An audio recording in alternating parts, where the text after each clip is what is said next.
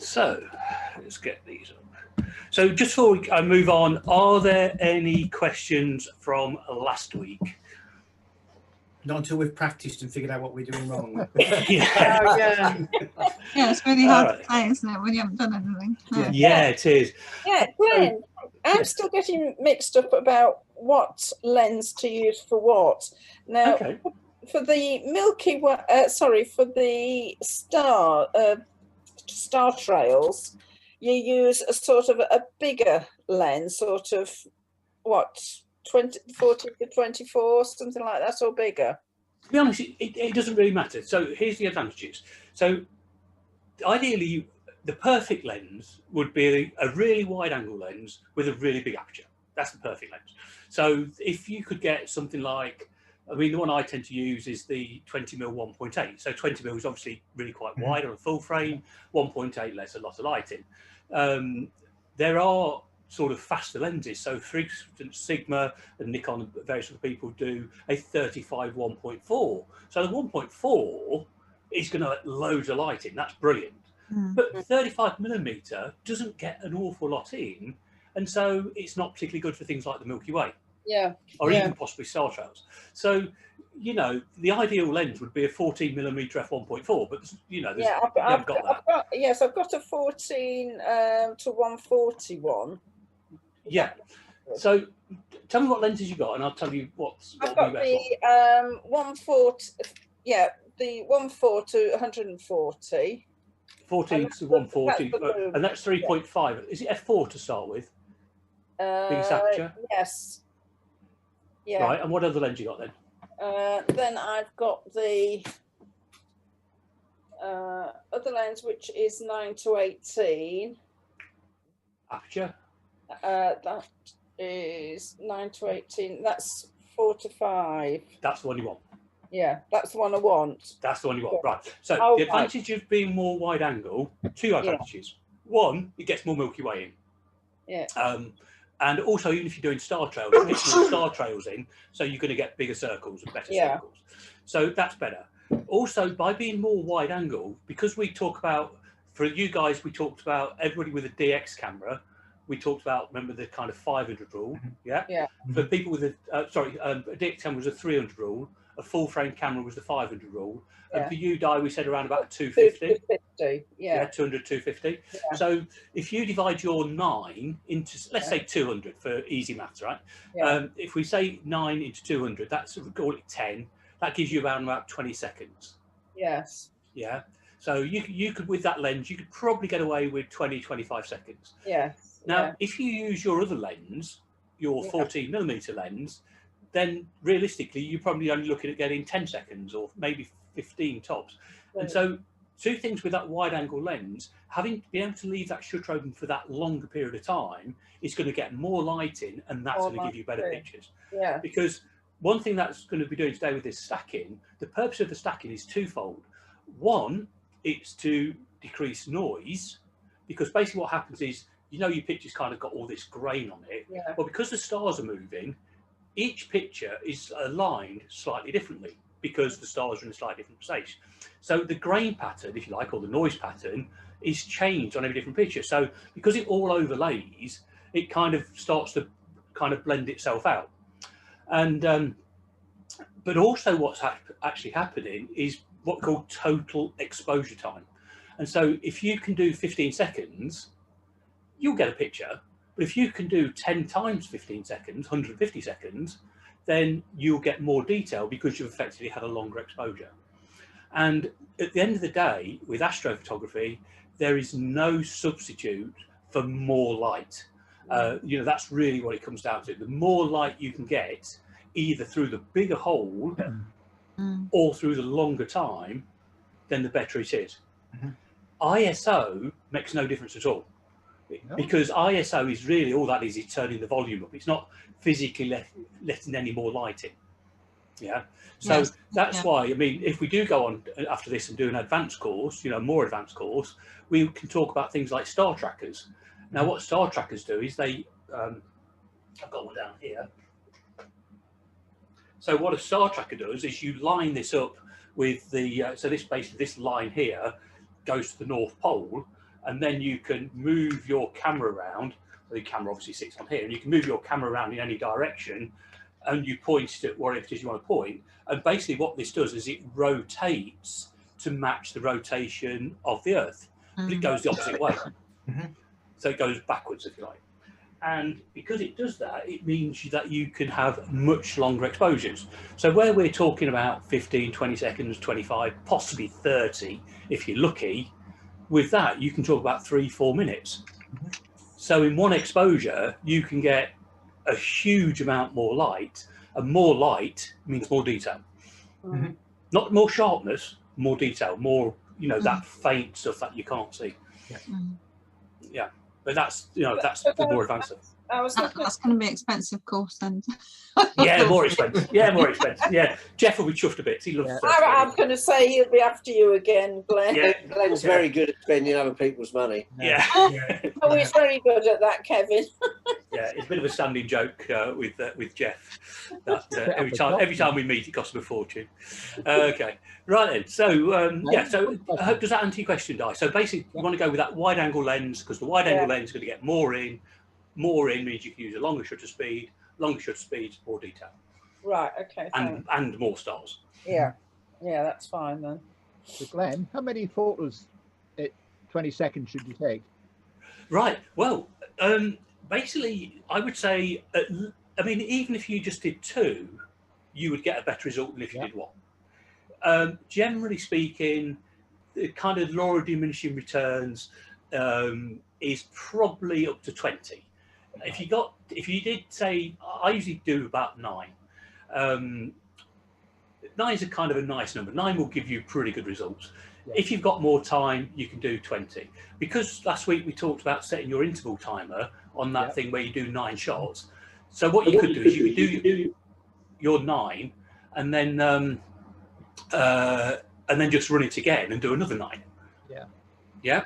And so you've got 18, or something like that. But don't worry too much. So long as you've got half, I'd say something you've got half 5, even 4 or 5 will make quite a big difference. Yeah. In fact, it's more to do with detail than noise. So if you've got 4, you'll find that that will kill a lot of the noise. But you'll need a lot. I mean, particularly if, you know, when I'm doing, to give you an idea, I did a picture of the Orion Nebula, and with a 300mm lens. Now, with a 300mm lens on a DX camera, that means I can only do 300 divided by 300, do the maths, 1 second. So I had to take like 100 or 120 1-second exposures and then blend them together to get an image that had enough information in it. So it all comes down to total exposure time if you're after detail. But certainly, you know, I would say if you go with that 5 to 10, that'll be good. If you've got the time and you can do 20. But of course, what tends to happen, and it happened to me the other night, I actually, the picture I sent you, I actually I don't know, I just finished that picture. I thought I'm going to go for maximum exposure. So what I did was I increased my aperture to 1.8 from 2.2, so that let more light in. And I also lengthened the exposure from, I think, 20 seconds to 25 to let a little bit more light in. And I took 20 pictures. But then when I got back, I couldn't use them because there were clouds starting to roll in. And on each picture, there were clouds. And when I stacked them together, the clouds kind of ruined the picture. So that's the other thing. You're also limited by how clear, you know, how clear it stays while you're doing your pictures. I mean, I think one thing that people have found this week is even though Clear Outside says it's going to be cloudy, you know, a couple of people say, go and let the dog out, and you can look up and go, oh my God, it's clear. I wasn't expecting that. And then you rush out and get your stuff, which reminds me, I've got to tell you about my little thing, haven't I? Oh, yeah. Thanks as well. What was one of the things I said to you about cable releases? Yes. Yeah? Pulling the So, camera over. my cable release is now broken. I know. Oh, no. So when I did those pictures the other night, as I say, it came a bit of a shock. Looked outside, the stars were clear, and so I just grabbed my kit together really quickly, put all the right settings on there, got the lens, went out, and I went off down the field. And this was about 10:30, 11:15, and it was absolutely soaking. It had been raining all day, and where the gate is down to the field, there was a huge, great puddle, and I didn't want to walk through the puddle, and so I pushed the gate open, went through the gate, stepping over the puddle, but because it was so windy, the wind started to close the gate, and I didn't want it to slam because it would have woke the neighbours up because there's people right next door to it. And so I've got tripod here with cable release and everything, and I put the tripod down, still holding the cable release, reached over to try and catch the gate for stop it from slamming, and pulled the cable release. And as look what it came out, and the camera did start to topple, but I caught it. So that very thing, do you remember? Yes. I didn't use the link I sent to you guys. Remember, had the little separation in it, and that's why.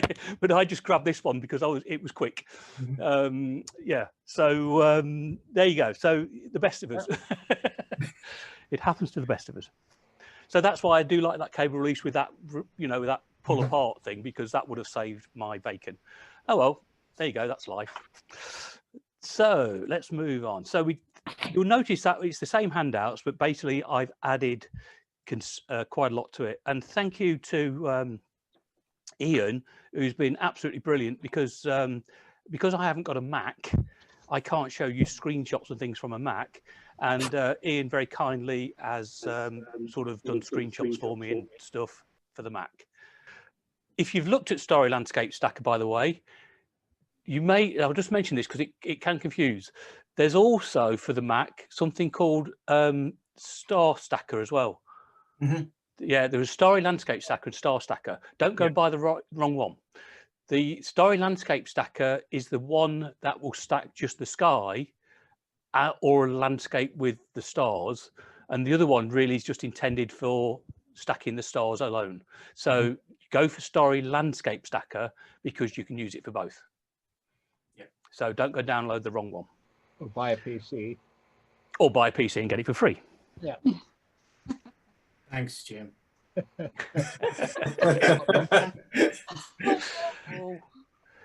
That's great. Okay, can you see my Lightroom screen?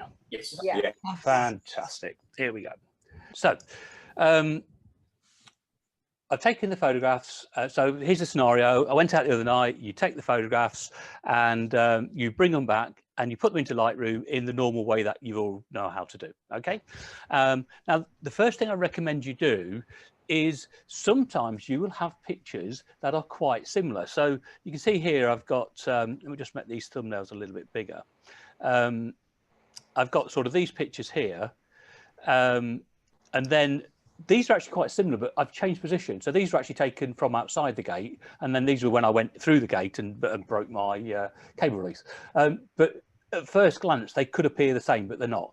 So the first thing I suggest you do is, just in the normal way, is go through your pictures and delete any that you don't want, because what you'll find is maybe your first couple of pictures might be out of focus, or you're just testing exposure and all that sort of thing. So basically you don't want to be any confusion, because if you put a picture in here that doesn't belong, you're just going to screw the whole process up. Yeah. So you have to make sure that all of your pictures, so if you bounce through them, make sure that all of your pictures are the same. Now, you will get sort of slight maybe discrepancies, like if you've got branches in the picture, they might move around slightly. Don't worry about that. The software will take care of that. But obviously, if you see a picture jumping from left to right or something like that, their software is going to have a real problem trying to do that. Also, you want to just whiz in there and just zoom in to 100%, because particularly if the wind is blowing, then you'll see what you'll actually get is you'll get some pictures that are slightly better than others. So you can see here there is the slightest amount of trailing. What's the shutter speed on this? This is a 15-second shutter speed on a 20mm lens. And you can see here, if you zoom it 100%, there's the slightest amount of oval, but that's fine. But what occasionally you will see is you'll see one where there's like quite a lot of movement, and probably what's happened there is either your camera strap has hit the tripod leg, or the wind's blown, or just something that's made that camera shift. And all it takes is one bad apple and it's going to ruin your pictures. So you want to nip through your pickies first of all and just make sure you haven't got any bad apples. All right. You will also inevitably get plane trails.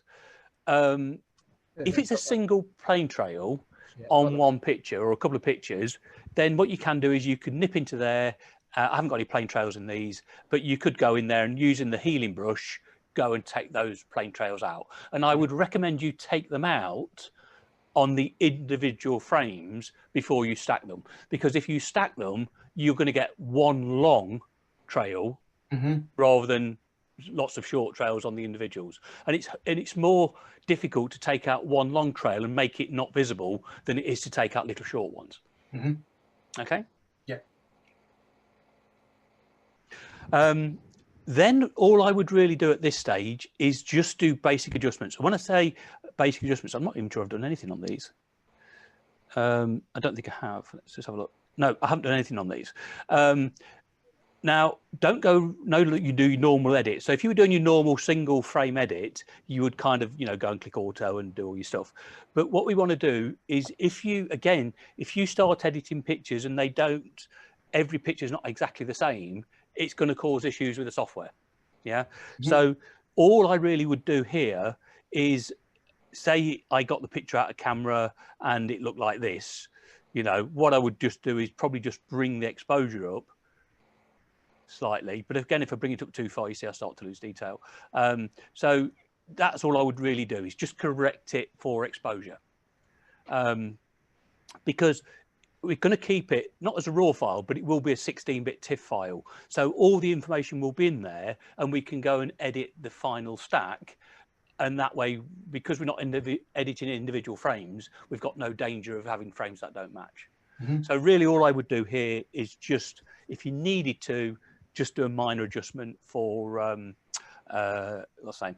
And the thing I will mention, when you do your edits, some people actually even come down to the point where it says detail and they will switch off sharpening. I never really do this and I've not had any problems, but some people actually turn their sharpening all the way down and any noise reduction all the way down. But in Lightroom, the noise reduction is down anyway. Noise reduction, you've got to be careful with because it will eat the stars, because basically it will see the stars as grain and try and sort of take them out. So you're not careful, but don't worry about that. But the most important one is do not apply these, your corrections. Don't apply these corrections because it can cause problems with what's called Moira, however you pronounce it. You know what I mean? These interference patterns. So yes, so because each picture's moving slightly, you've seen it on the TV when people wear a check shirt and it gives this kind of wavy pattern, and that can happen to your pictures. If it does happen, it's usually because you've actually gone and switched image correction on. One thing that you might do, and this is one of the few changes I might do, is if your lens, this one's actually not too bad, but if your lens has particularly bad vignetting, so it's really dark in the corners, and some wide angles like the 10mm and stuff like that will do that. If you go to the manual tab, you can just do this. See the corners are quite dark. Yeah. What was it? Manual.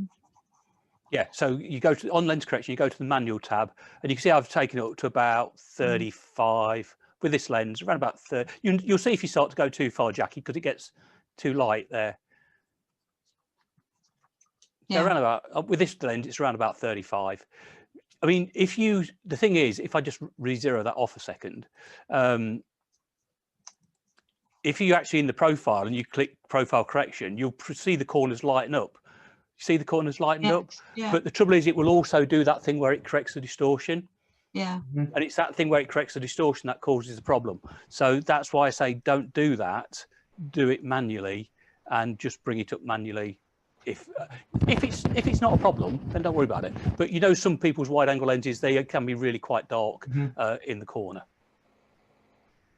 No, yeah. Are you back with us, Di? Yes, I've just got it, thanks.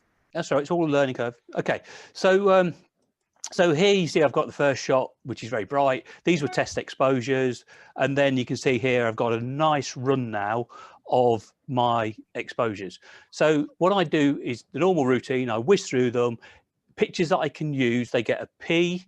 And then what I do is I use the color labels to divide them into sets.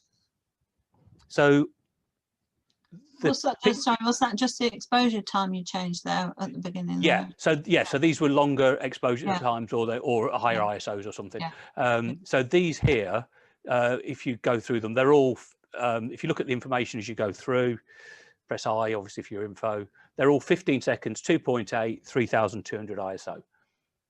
And if you bounce through them, they're all the same exposure. They are. I mean, oddly enough, that's the new set. You see, in fact, there's the jump. See, new frame. Yeah. So, and in fact, there is actually a aeroplane in that one. Yeah.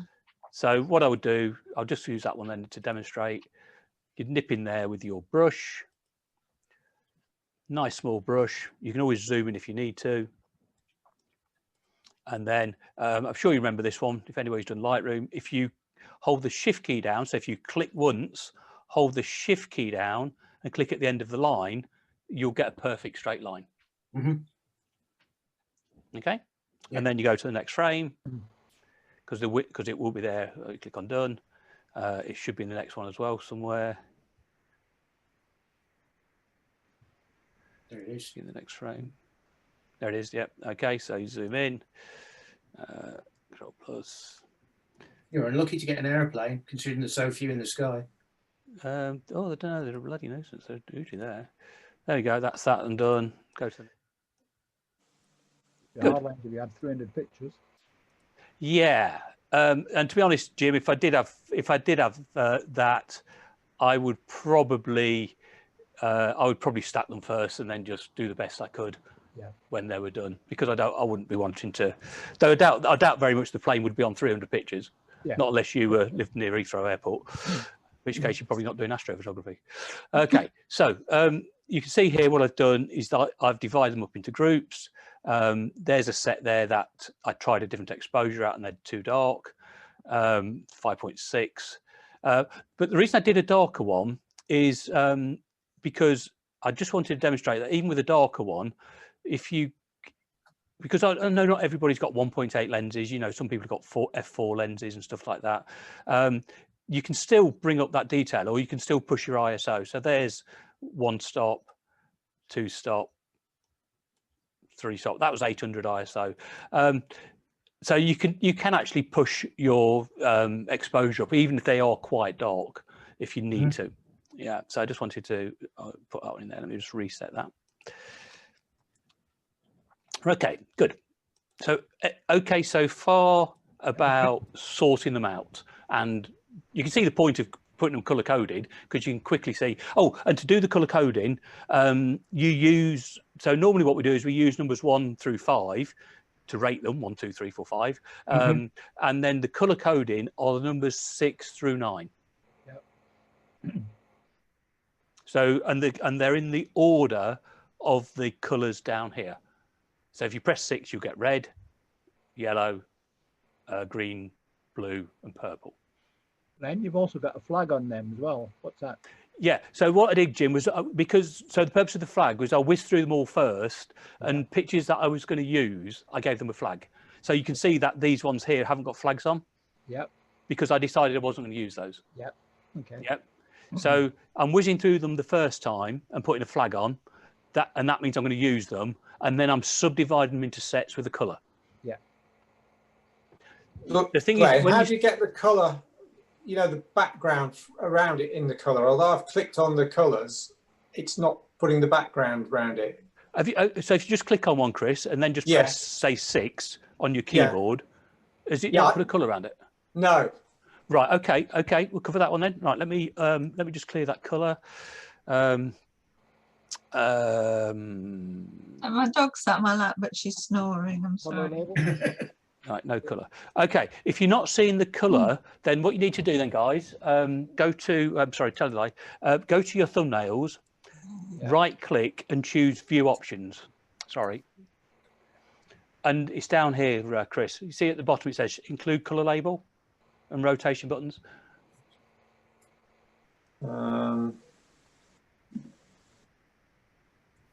Yeah, it's not ticked. That's right. Yeah. Yeah, so tick all of those boxes in there if it's not already ticked. Yeah.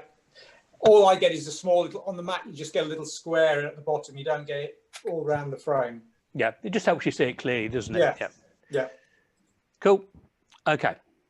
That's right, you're popping.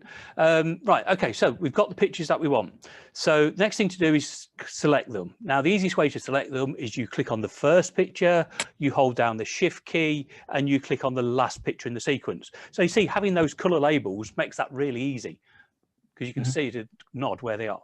Okay, now the next thing we're going to do is we're going to create an export for these pictures. So this is all on your handout. So we're going to go File, Export, or you can click on the Export button down here. And remember, I've told you this times before. There you go. If something says export or something ... it's not going to carry out that command immediately. ... means there's going to be another menu come up. Yeah.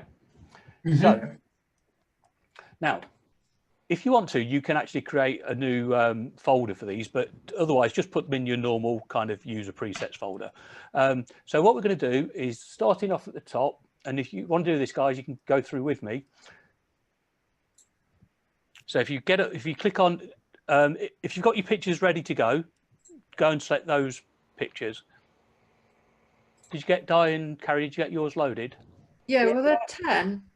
Yes, yes, there were. Yes, there were. Yeah. There were 10. Yeah. So if I pick 5, Yeah. So obviously there's two sorts of there's one with a tree and one with a sky. So pick the one with a tree. In fact, I better do the same one actually, haven't I? Let me do the same one. Okay, I'm going to go with the same set. Here we go. This set here. And what I'll do is I'll do 5 as well. In fact, I'll do 10. I'll do all 10. You can see how long it takes with 10 then. Right. Okay. So these haven't had any editing on.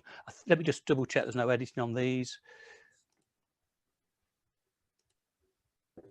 No, see, no editing at all. Completely clear. Haven't edited anything. All right.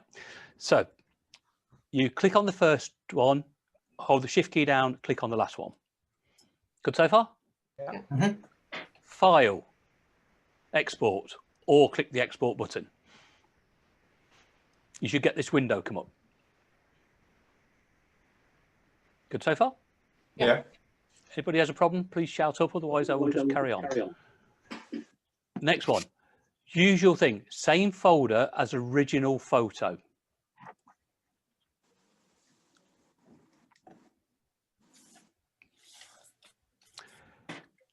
Tick the box, put into subfolder and add to catalog. Tick both of those boxes. Yep. Then we want to call the folder something sensible, so we know what that folder is. So I've called my folder FS, full size, TIFFs for stacking. So that tells me that inside this folder, I've got TIFF files, they're full size files, haven't been cropped, and there's going to be lots of them because they're there for stacking. Existing files, ask what to do.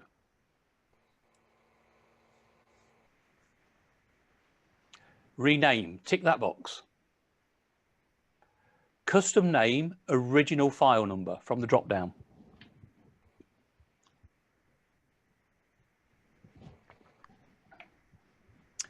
Custom text, FST, full size TIFF.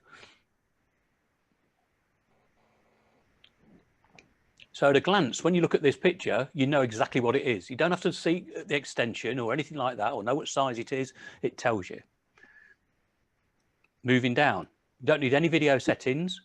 File settings, the image format should be TIFF. The compression is none. Color space, we're going with sRGB, and the bit depth is 16 bits. 2 seconds, Glenn. I just lost you for a second then. Okay. Can you see the screen? Okay, Kev. FST, yeah. Right, I'm down to custom text, and then yeah, that's it. I'm fine. Yeah, TIFF and 16-bit. Now, because this is a 16-bit file, it's going to have all that lovely information in that's in the raw files. So that means we can get the maximum detail out of it. Image size, do not resize. So untick the box that says resize. Don't worry about resolution. It makes no odds at all on the screen. So don't worry about whatever it says in there. Turn off sharpening. Keep the metadata in, because the metadata is obviously the bit that says it was 15 seconds at 2.8 and all that sort of stuff. That's useful information for us. We want to keep that. And make sure you've got no watermark on it. And then the final one that everybody misses is show in Explorer or show in Finder. If I mention throughout the course Explorer or Finder, those two are interchangeable. So it's Explorer on the Mac, sorry, Finder on the Mac, Explorer on the PC. All right. Yeah, sorry, Glenn, can you just go back to the file settings, please? Yeah, where is it? Image format. So TIFF, compression none, sRGB, 16-bit. sRGB, yeah. Yeah, fine. No watermark, showing Explorer. Now, remember this, you okay, Kev? Yeah, did you say untick resize to fit? Yeah, don't resize. The least you do to these, the better you are. If you do anything to them, you're likely to go awry. So one thing, Glenn, on the renaming FST and then file name, yours comes up with a 4-digit number. Mine's only come up with 2. have you haven't got sequence, have you? Have you got a custom name original file number? Yeah. Original That's file interesting. number, custom name, original file number. Oh, that's weird. But yeah. Oh, right. I don't know why that is, mate. Anybody else? Because you got just down here, folks, you get a sample of what the text is going to say. Yeah, mine just says, I've just got one number. Mine just says FST5 TIFF. Yeah, Mine says FST-2. Yeah, I think that's because you've only ever, it's an example and you've only ever done one or two, and Glenn's done over 3,000. I don't know. Possibly, I don't know. I mean, as long as the thing is, as long as they are different numbers and they're incremental, the software will know that it's fine. Right now, in the camera. Who said that? Sorry, I think isn't it a file name set up in the camera? Yeah. So on the file names, right. So, but don't forget you're using my files, so you should actually get the same numbers I've got. Yeah, but it just says it's an example, doesn't it? It doesn't actually say it's what. Yeah, that's right. So until it exports, you don't know, do you? Okay. So where do we get to? Right. So the next thing, the most important thing now is there's this huge urge to go and click the big button that says export. Don't do that. Right. You've got to come over here and click on add, because you've got to add your preset. So where it says new, so click on add and call the new preset FS, in capitals I use, so FS TIFFs for stacking. Basically the same name that you called the folder. And what you should get up here now is you will get that title on the left hand side. Now, because I've got loads and loads of presets for various things, what I did was I actually created a new folder for those. So when you do that, when you create it and you add, you see here it says folder. What you can do is you could go new folder, and you could have a new folder with more presets than just for your Astro presets. But all you're really going to do is be doing these. So everybody good with that? Mm-hmm. So you should have by default your full size TIFFs for stacking preset selected, because that's the one you've just done. And all you need to do now is click on export. And providing you selected all of your pictures, you should get something that comes up and across the top saying export 5 files, because you've only got 5. In the top left hand corner, it should say export 5 files. Yeah.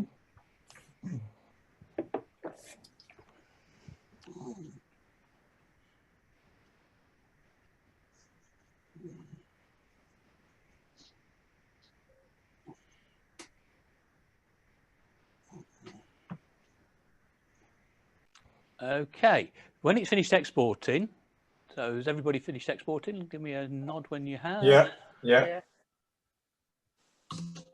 Yeah. Yes. yeah, yeah. Jim, good.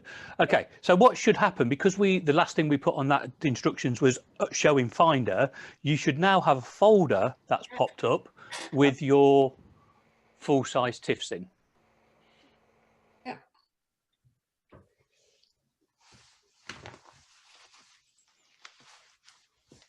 Everybody good? You all right, Jim? Yeah, got it. Got it? Fantastic. Right, you can now, don't shut it down, but you can now minimize Lightroom. You know, just take it out of the way, minimize it. And go and open Sequator if you've got a PC, or SO Story Landscape Stacker if you're on a Mac. I don't know why. For some reason, when I updated Lightroom, I can't pull up the minimize button any longer at the top of the screen on the Mac. I don't know why. I shall hand you over to my Mac guru, Ian. When I go up to the top of Lightroom, I just cannot get the minimize button. The red, yellow, green buttons. Yeah, it's the only application I can't get it on. I don't know why. Is it tucked behind behind the toolbar at the top? Because the actual window is detached from the memory, from the Lightroom, where it says Lightroom Classic. I've just found it. I've gone up to the window and clicked on minimize. Yeah. Okay. So yeah, I've just found that. I don't know why it's just happened. Strange. It's a Mac. It's right. annoying. Yeah, they are. I agree. Right. So here's the difference. So what's going to happen, guys, is I am going to, for those. So just who's got a PC then? So who's PC? Jim, you're a PC. Chris, you're a Mac. Carrie's a Mac. Ian's a Mac. Jackie's a PC. Oh, good. Yeah, and Kev, you're a Mac as well. You just said. Okay, so I'm going to run through this on Sequator, and when I've done this, Ian's very kindly going to share screen, and he's going to run through it on Story Landscape Stacker. Yeah. Okay. Right. Okay. So dead easy on Sequator, because one of the nicest things you can do. This is why I want to keep this folder open, because all I need to do is make sure I can see Sequator and I make sure I can see my folder. I press Control-A in the folder to select all of my images in the folder. So get your folder on top of Sequator, you PC guys. Yep. And then simply drag and drop, just like that.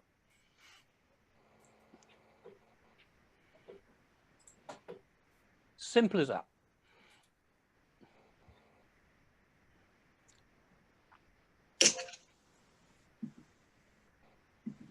Got it? Yep. Got it, Jackie? I'm just watching at the minute, thanks. So. Oh, okay. Okay, so sorry. So then when you've done that, it'll just say what sort of images are these. I'll talk about those later. They're all star images. So we click OK. And what it will do is it will load your pictures. And here it says base image. And what it does is it chooses an image from the middle of the stack. So I've got 9, so it's chosen one from the middle of the stack. So the reason it's doing that, think of your stars. Your stars are moving. They're doing this. So if it chooses the first image, it's got to get all these images here to line up with the first image. So by choosing the middle one, it's kind of halfway and it's taking images from both sides. All right. And at this point, it won't look any different. Now, the next thing we need to do is you can, I'll talk about this later. I have not found, and I've done this with noise images and without noise images. What a noise image is basically what's called a dark frame. You take, when you've done these 9 pictures, you put your lens cap on and you go and take another 5 or 6 pictures at exactly the same settings, but with the lens cap on. And supposedly what those dark images do is they help to reduce hot pixels and noise on this image. Now, I've done it with and I've done it without, and I've got to be honest, it's not worth the bloody hassle, because the difference it makes is like so minor, it's really not worth the time and the effort. So unless you've got a particularly noisy camera, and this one isn't, this is on my D750, unless you've got a particularly noisy camera, it's not worth sort of bothering with, and it tends to get rid of most of it anyway. Okay, right, so don't worry about that. Vignette images are, what you can actually do there is you can actually take an image that maps the vignette of your camera, and basically what that does, it can help the software to fix those vignettes in the corner. But if you remember, we actually went and fixed that manually in Lightroom. Yeah. Now the one that's in red is saying you've got to do something. And if I click start now, it'll just come with a message that says you haven't given me an output file. So I've got to do that. So double click on that and go to your folder with these pictures in. So go to your folder with your star pictures in. All right. And what I recommend you do is you create, so what will happen is you've got this folder here called star. Oh, where's my folder? This folder here. There we go. You've got this folder here with your star stacked images.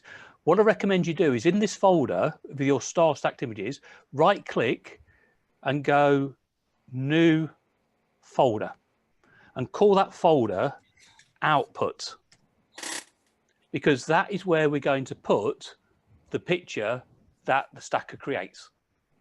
All right, because we don't want to put the picture in the same folder as the originals, because it will look, for all intents and purposes, identical, and you won't know which is which. So when you come over here, we can minimize this out of the way. There we go. So over here where it says output, you click on that. There you go. You go to the folder called output, which I'm already in. Okay, and then you give it a sensible name. So I can't remember what I called it on the thing, but I'll say trees with MW for Milky Way. There you go. Oh, and then what I always do is I always do the number of images. So I always go ×9 or ×5. Yeah, because what you could do there is you can try yourself if you want to. If you have gone and taken 18 pictures, go and try a stack with 3 or 4, and then go and try a stack with 18 and see for yourself if you get better results with more images. And it's just a way of separating those apart. Okay, and then I click on save. So these are our images. Don't worry about these two. Now we've got a green light to say that's fine to go. Now, the next thing we need to do is on this picture, we've got the stars doing this, but the trees are doing this. They're stood still. So if we line everything up with the stars, the trees are going to move. And what would happen is I'd get a picture with sharp stars, but fuzzy trees. Because you imagine the picture's doing this. Okay, so what I need to do is I need to tell the program that there's something else in the program other than sky. And to do that, we go down here where it says sky region, and we come down here and click on irregular mask. And now when I come into the picture, you'll see I get a brush. And as soon as I start brushing, you can see those lines. Those lines are, I'm painting the sky. Now, if you go too far, so I've got these trees here. So what I'm going to do is I'm actually deliberately going to go over the trees down to the land. Then all you do, if you want to bring the trees back, is you right click and that will put back things. Clever. And if you need to, yeah, it's clever, isn't it? And if you want to make the brush bigger and smaller, you just use your wheelie mouse. So just there and there, I can do that bit. Now, don't be too worried, because down here, we haven't got that many stars, and we haven't got that many stars between the trees and stuff like that. If you had a tree that occupied a lot of the picture, then you would probably have to be a little bit more careful. You know, if you've got stars in between the branches, you're going to have to be a little bit more careful to get in between those branches. But on the horizon just here, there aren't that many stars, so I'm not overly worried. Okay. Now, you'll see now, Then what you go back to do, and this is where you can miss a bit dead easy. You need to go back up to where it says align stars, and you need to click on freeze ground. Because up until this point, if you don't do that, and I mention that because you will forget, because I forget sometimes, and you will forget, and when you get your picture come out, you'll notice that all the trees are blurred because the stars have rotated, but the trees haven't. And what you got to do is freeze ground, is you're making the trees stay where they are, and the sky is separating the sky and the trees. This is all so much easier if we just go for pictures of the sky without any trees. All right, but don't worry about it. Good, and that's it. Now, all these bits and pieces down here, just basically you can leave them alone. I have tried, and what I'll do is I'll show you what each of these do. I actually went through these and I did every single combination that you can think of just to see what they do. And at the end of the day, the conclusion was, don't bother. But what I'll do is I'll show you what they do. And now we click start. And this is quick. Does this, you can do this, by the way, in Photoshop, and it would take you a long time. This just looks at this and it goes through and analyzes and puts it all together. And it'll probably do it in about a minute. Hopefully. I could have done it with 5, it would have been even quicker. I think you've got the 7 sisters there, haven't you, Glenn? On the top Yeah, right. it's Orion. So here you can see this is Orion. There's Orion in his belt. Further up, if you go up, there's the 7 sisters there. 7 sisters. There's 7 sisters. And you can just see a bit of the Milky Way through here as well. Is there any good books to tell you what stars, which one to look at? Because I haven't got a clue. Astro books, yeah. After the plough, I haven't got a clue. The well, the main, I mean, yeah, you could get astronomy books. I dare say. I mean, obviously Stellarium is pretty cool, but I suppose if you just went on Tinternet and typed in, you know, what to see or constellations or what's happening this month or something like that, you could do that. Yeah, you could find something. I suppose I've just picked things up from watching YouTube videos and seeing other people's astro photos. So what I'll do is, so say I see a really good picture of the Orion Nebula, then what I'll do is I'll go into Stellarium and I'll type in, bring up the search box, type in Orion, and then you'll find Orion, and then you can zoom in and you'll get one. I mean, one of the pictures I did was of the Rosette Nebula, and you can't even see it. You cannot see it with the naked eye. So what you have to do is what we call star hopping. And so you go into Stellarium, you find it, and then you say, okay, right, well, there's Orion, and there's, you know, top of Orion, you've got Betelgeuse, and you say, well, if you take those 2 stars in Orion and you go 3 times the distance that way, and then up a bit, in that patch there is the Rosette Nebula. And then you just basically point your camera in that direction, use a fairly wide-ish angle lens. When I say wide angle, perhaps a 105 or something. And then you, with a bit of luck, when you get the picture back, you look at it and you go, oh, look, there it is. And it's just a smudge. But then when you take 20, 30 pictures and you stack them together, that smudge becomes the object. Yeah. Have you taken your laptop with you into the field and done them sort of in the car? No, I usually just kind of zoom into the back of the camera and get it. And I say you've really got to be in the right ballpark, and it will just be a smudge. I mean, the Andromeda Galaxy, you can't see it with the naked eye, not in the light pollution we've got. You can't see it with the naked eye, and so you've really got to know. So what I usually do is say I've got the 70-200 2.8 on, because obviously that's good. I've got reach and aperture. What I'll do is I'll shoot at 70. Go for a big chunk of the sky, and then you go, oh, there it is in the bottom right hand corner. Then I'll reframe it so it's pretty much in the center, and then I'll zoom in. When it's in the center, I'll zoom in then, and I'll get it, you know, bigger in the frame. It's a faff, I tell you now. It's faff. Right, so there you go. While we've been chatting, it's got on with it. And now we just click on close, and it will bring up our stacked picture. And at this point, you will know if you did it wrong, because if your trees are all bleh and squidgy fluffy, then you forgot to freeze ground. Mm-hmm. And all you need to do, just keep all the same settings, but just come back over here where it says composition and click on freeze ground, and then just run it again. And it will say, this file already exists. Do you want to overwrite it? You go, yeah, because you know it's no good. So overwrite it, and you're way to go. Brilliant. So I will just minimize this, and we go back to Lightroom. Now, you will remember from your Lightroom course, if you do something outside of Lightroom, Lightroom does not know about it. So we have to come down to our folder, right click and say synchronize folder. And there you see it says import new photos.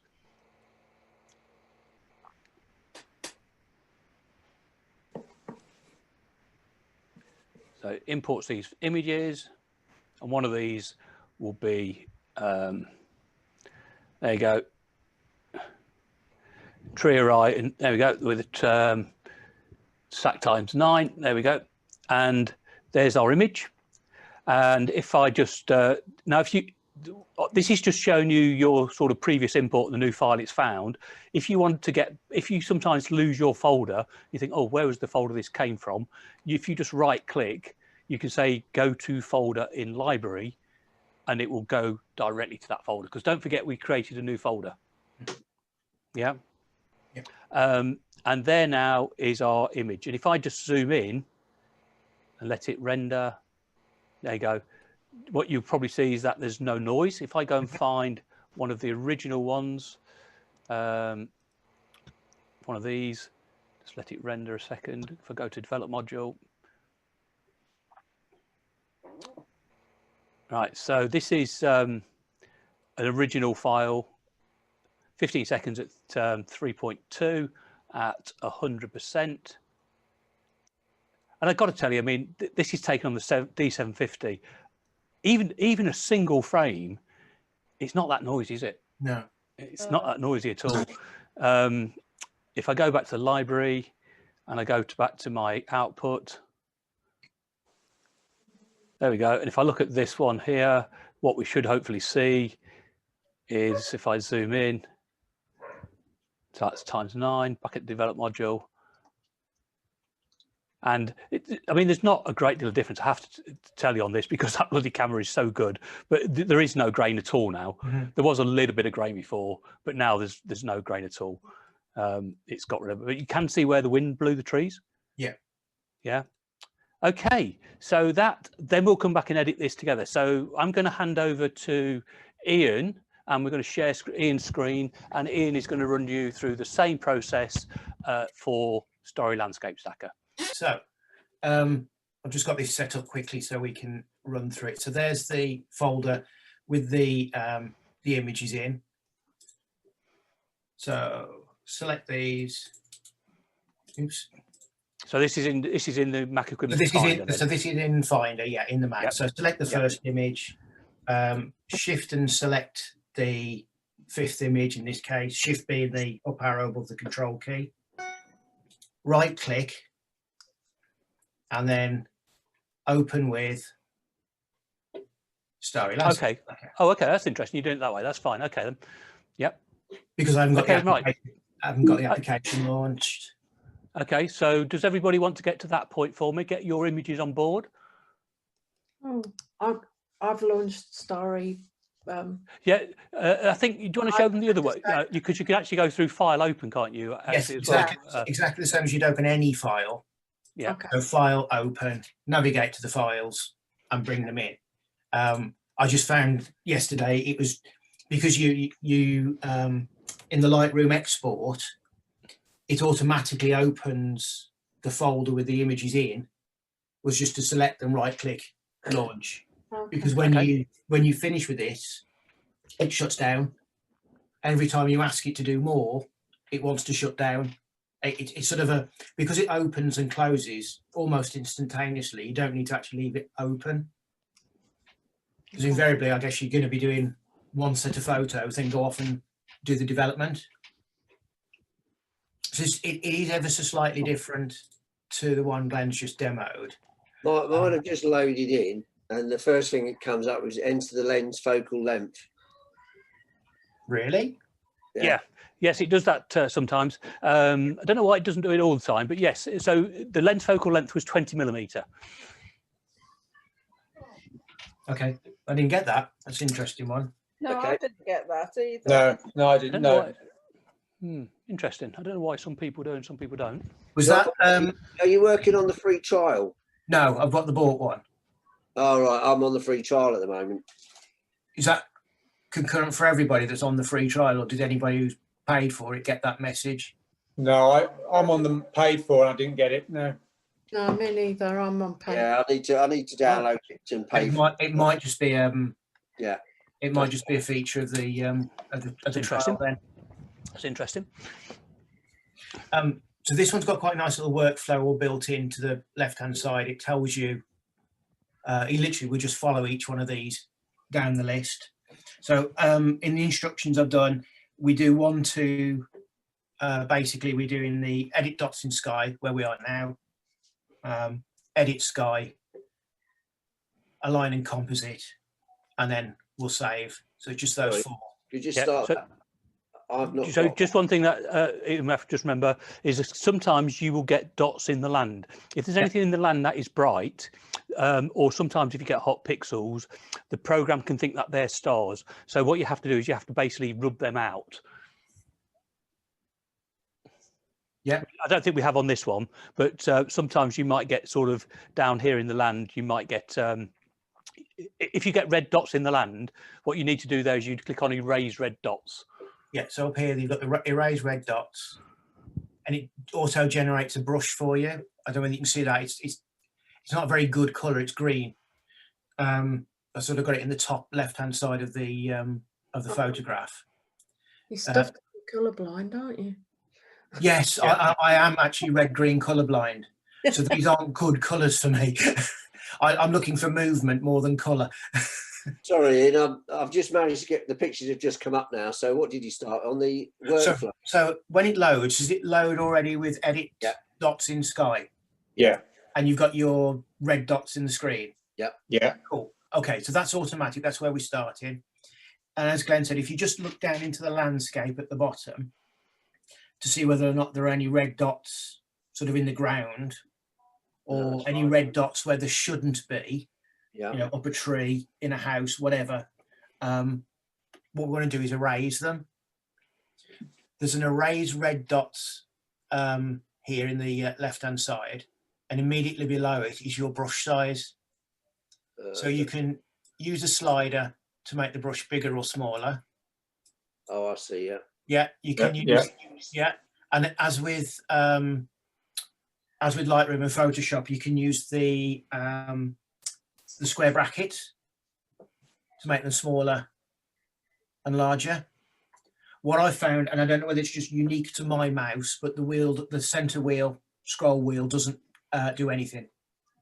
So whereas Glenn's on the Windows version, it would make the I don't use it now, so I've got a trackpad. Right, so in that case, either use the slider on the eraser size or use the square brackets on the keypad.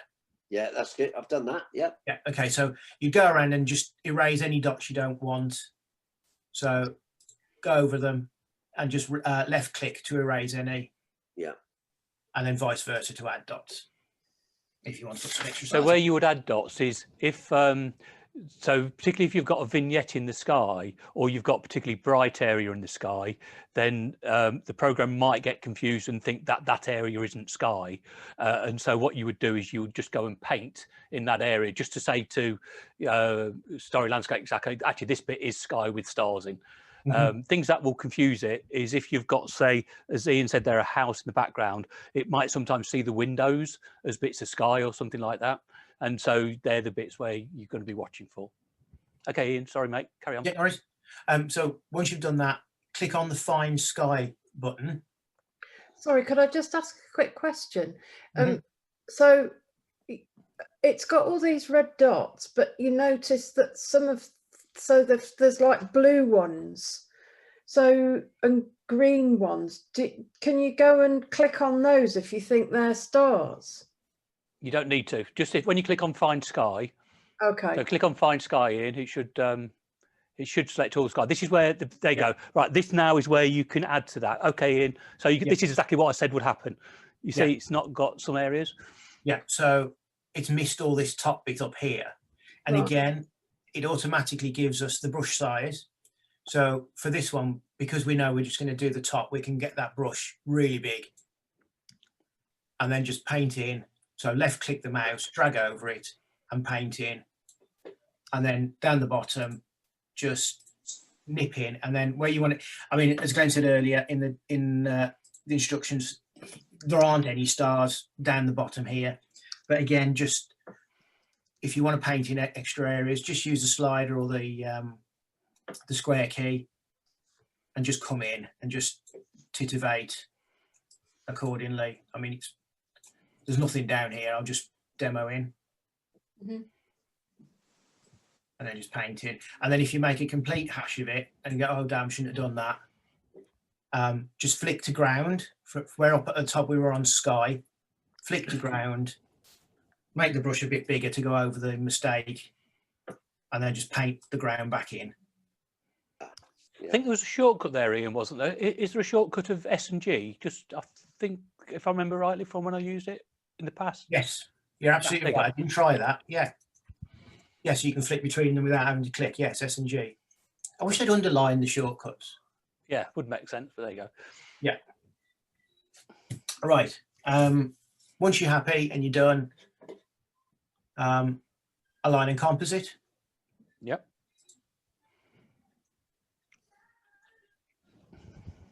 I'm actually reading my own instructions while I'm doing this to make sure I haven't missed anything.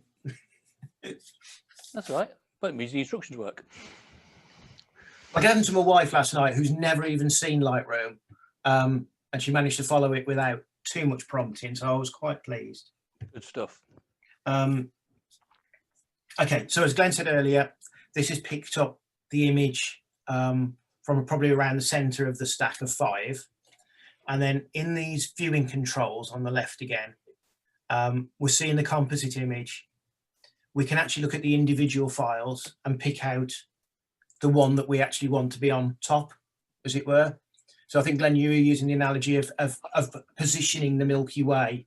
Yeah, that's where right. you Yeah, particularly want it. So if we wanted the Milky Way down the centre of the screen, by flicking through these images here, you can either select them manually by going to the where it says composite image.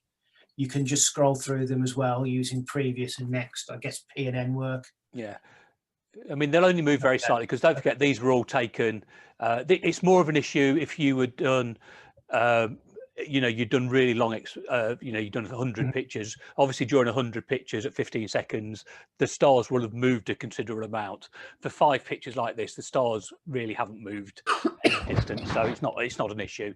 I mean, I just go with one from the middle of the stack, which I think the program chooses by default anyway. I think. That's come out quite well. Yeah.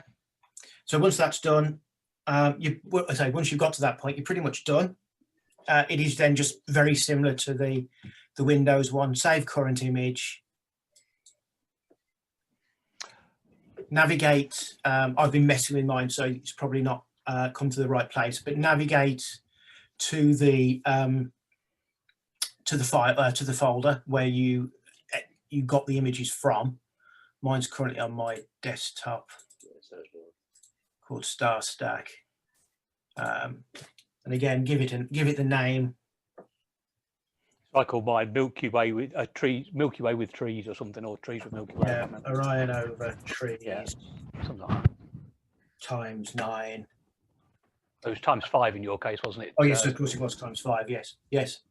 Thanks. Yeah. And then, importantly, then down in the bottom corner, new folder, and then call that folder output. Create, save, and then ask you again to save again for some reason. I have no idea why it does that. It's unique to Mac. Confused me because I was waiting for it to do something and it didn't. Sorry, you missed me now. Why did you do that? So save current image. Yeah. Sorry, this thing keeps disappearing underneath the file name. So create a new folder in the folder that you've got the images from. So navigate. Oh, yeah. Yeah. Then you've got new folder. Oh, yeah. Yeah, Sorry. click on that, call it output.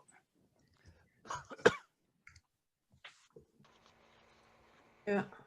Then save. Oh, sorry. Okay, proceed wherever it is on the dropout, and then hit save. And then I think mine asks me to save again, just in case I wasn't really sure I wanted to do that. Right. It doesn't ask me to do that when I delete anything. So hit save again, and we're away back into Lightroom.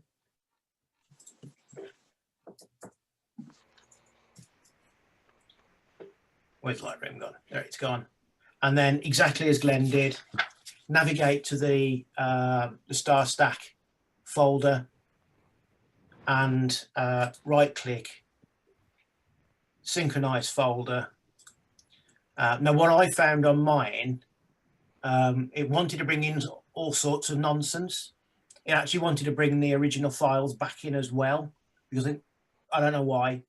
So I checked the show import dialog before importing. If yours only says 2, where it says import new photos, then just go ahead.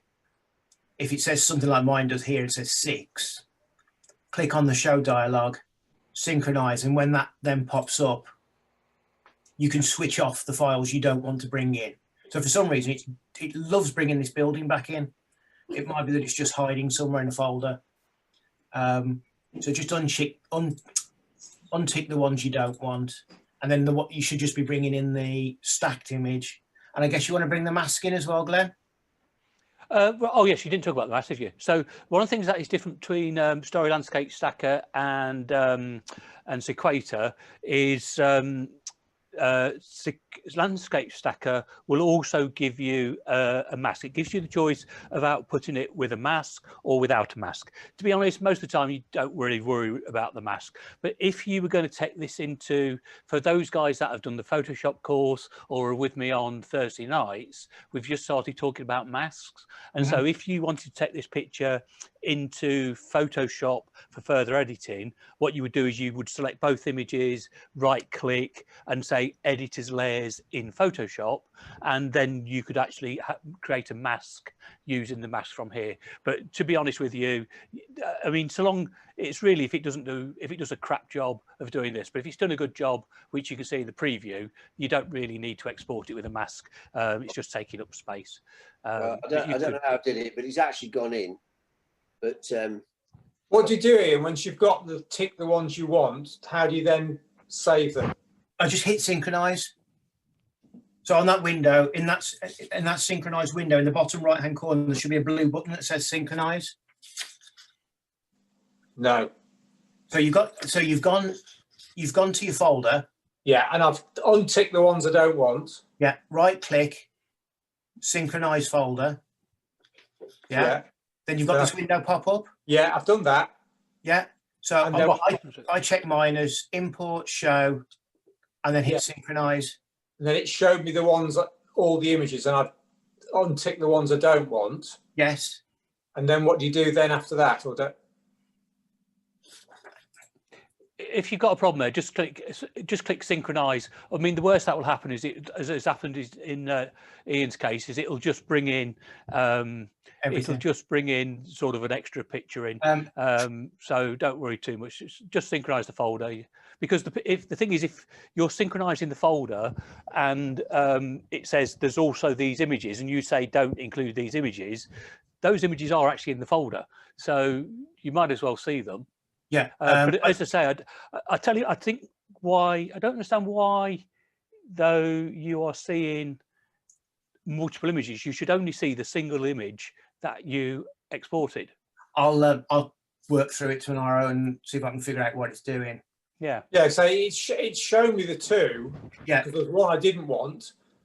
So I've got one unticked, 2 ticked, but it doesn't give me an option after that. Oh, right, sorry, down in the bottom right-hand corner, you should just be the import button.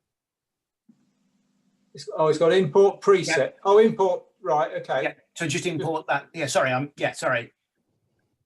And then that'll just import it now. Yeah, it has done now. Sorry, yeah. Beg your pardon, not, yeah, I sorry. thought I got to synchronise them, not import them, yeah. Yes, I'd forgotten then when we switch one off, that doesn't work. And then you should then have two images in your output folder, your mask, if you wanted to keep it, and your stacked image. Yeah, that's fine, Ian. Yeah, it's just I haven't clicked the import button, that's fine. Yeah. Sorry, it's when I've only sort of done this through twice, and so if you just click the synchronise without showing anything, it would just automatically do it. But if you want to select or deselect, then you've got to click import afterwards. Yeah, absolutely. Okay. Yeah, what is it? Sun Tzu said, "Art of War." Mine seems to. Mine hasn't appeared in and I don't even know where this output is. The output folder should be underneath the original folder. So the folder that you put the images I sent you, underneath that folder, because what we did was created a subfolder. And so what you should have is the original images I sent you, which was the original raw files. Yeah. Under that folder, you have another folder called full-size TIFFs for stacking. Yeah. And under that folder, you should have a folder called output. Oh, I didn't have that. I don't know where I went wrong there. It sounds to me like you might well have put them in the original stacking folder then, or something like that. Yes, possibly. I have. I can see that now, but yeah, not a problem. As long as you can see, and you'll know which is which, because obviously all the others are called DNG 1, 2, 3, 4, 5, and then this one will be called whatever we called it, Trees Milky Way or whatever it was. Yeah, this, I think on this particular one, it actually puts stack in the file name automatically for you. Oh, okay. No, so whereas like I'd called it. Yeah, it does. Yeah, and then the mask is stack dash mask. Yeah, stack mask. So that's quite useful as well from a feature. Okay then, guys. So right, thanks Ian. That's brilliant, mate. That was great. Thank you very much. Thank you. Any questions? Ask Google. Last one for one. Thank you very much. Sorry, Jim, say something. Right. On the imported the film, the output file, but there's no mask. No, you haven't, because you're on Sequator. Yeah, Sequator doesn't give you a mask. It did when I was playing with it earlier on in the week. I had to specify an output, a project name. On Sequator? Yeah. When I was playing with it myself, I was created a project file and actually used DNGs when I was playing with it instead of TIFFs. That's interesting. Okay, well, if it may be then a recent update, because it used to only work with TIFFs. So if it now does DNGs, that is something I didn't know, because you used to have to always convert to TIFFs. So that's interesting. But I've not seen, unless they have updated it, Jim, and you, because obviously you would have probably only just downloaded it. I wonder if there's a newer version, because I'm pretty sure the version I've got doesn't work with DNGs. So I'll have to check that. So it sounds to me like there might be a newer version. DNGs, not TIFFs, and it worked every time. Oh, right, okay. Yeah, the original version didn't work with DNGs. I can guarantee that. It had to be TIFFs. It also created a mask as well. And it didn't, and the original version didn't make a mask. So it sounds like there might be an update. I'll have to check. It hasn't done it this time with the TIFF images. Okay, that's interesting. Yeah, that's interesting. Yeah. Oh well, there you go. I've learned something. I will go off later and have a look at that. Right. So let me get back to Lightroom. Okay, so we have got our output file, the one we just did. As you can see, I've been playing. So in my output file, I've got lots and lots of files. Here's the one that we have just done. And here's one that I prepared earlier. Okay. I will just put this one up, actually, just to show you. This is what happens with the clouds. This is the one where I took 18 pictures at 2.2 and for 25 seconds at 3,200. So in other words, instead of so basically I got more lighting. Yeah. So but unfortunately when I came to do this, the clouds were coming over, and so that's what that mottling effect is, that you can actually see where the clouds have drifted over. But I don't know if you can see, even from this, you can see colours, aren't they? yeah, there is, and you'll see all around here around the Orion, it's all this red, and there are and in fact there's the Milky Way coming through here. And so even though, I mean, it's a shame that the bloody clouds came over, because I like it, you can actually see. I like it, Glenn, because I do like the way the colours are going sort of at the side there. Well, this stuff here, these purples you can see, is basically what's called nebulosity. There's some up here as well. This is called nebulosity, and there's quite a lot of nebulosity in the clouds. Sorry, in the things, and you can actually see. So this here is Betelgeuse. You've all heard of Betelgeuse, and Betelgeuse is a red giant, or a red dwarf. Yeah, or one or something like that. And you can see that it has got a distinct sort of red colour around it. Yeah, and so the longer exposures, that's what it starts to bring out these extra details in there. It's a real shame that the clouds came over, but what I will do is I'll do that again next time I get a chance. Now, unfortunately, what I have got at the end of the slides, I'll show you I'm going to show you where the Milky Way goes at different times of the year, and also how it changes position and such like. So I'll do that later. So let's go and edit then this picture here, because that's what we're all here for. So you've all got your picture like this, and if I just drop in the slides 1 second. So these, right, so here we go. Here are the settings that we have talked about for you. The important one, of course, being freeze ground. And Ian's very kind. I also sent over to you. Ian actually did an equivalent thing for handout for you guys with a Mac, so you should have received that as well.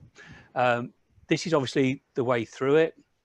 And when you first do this, the picture that you've just seen, this is what you get. You don't get a lot. You would easily be underwhelmed and think you'd failed, but you haven't. You've got to tease that information out. And so what we're just going to run through is basically here, I've given you some shortcuts. And because we've got quite a lot of light pollution down here, what we're basically going to be doing is we're going to be adding contrast. We're adding contrast and we're adding saturation.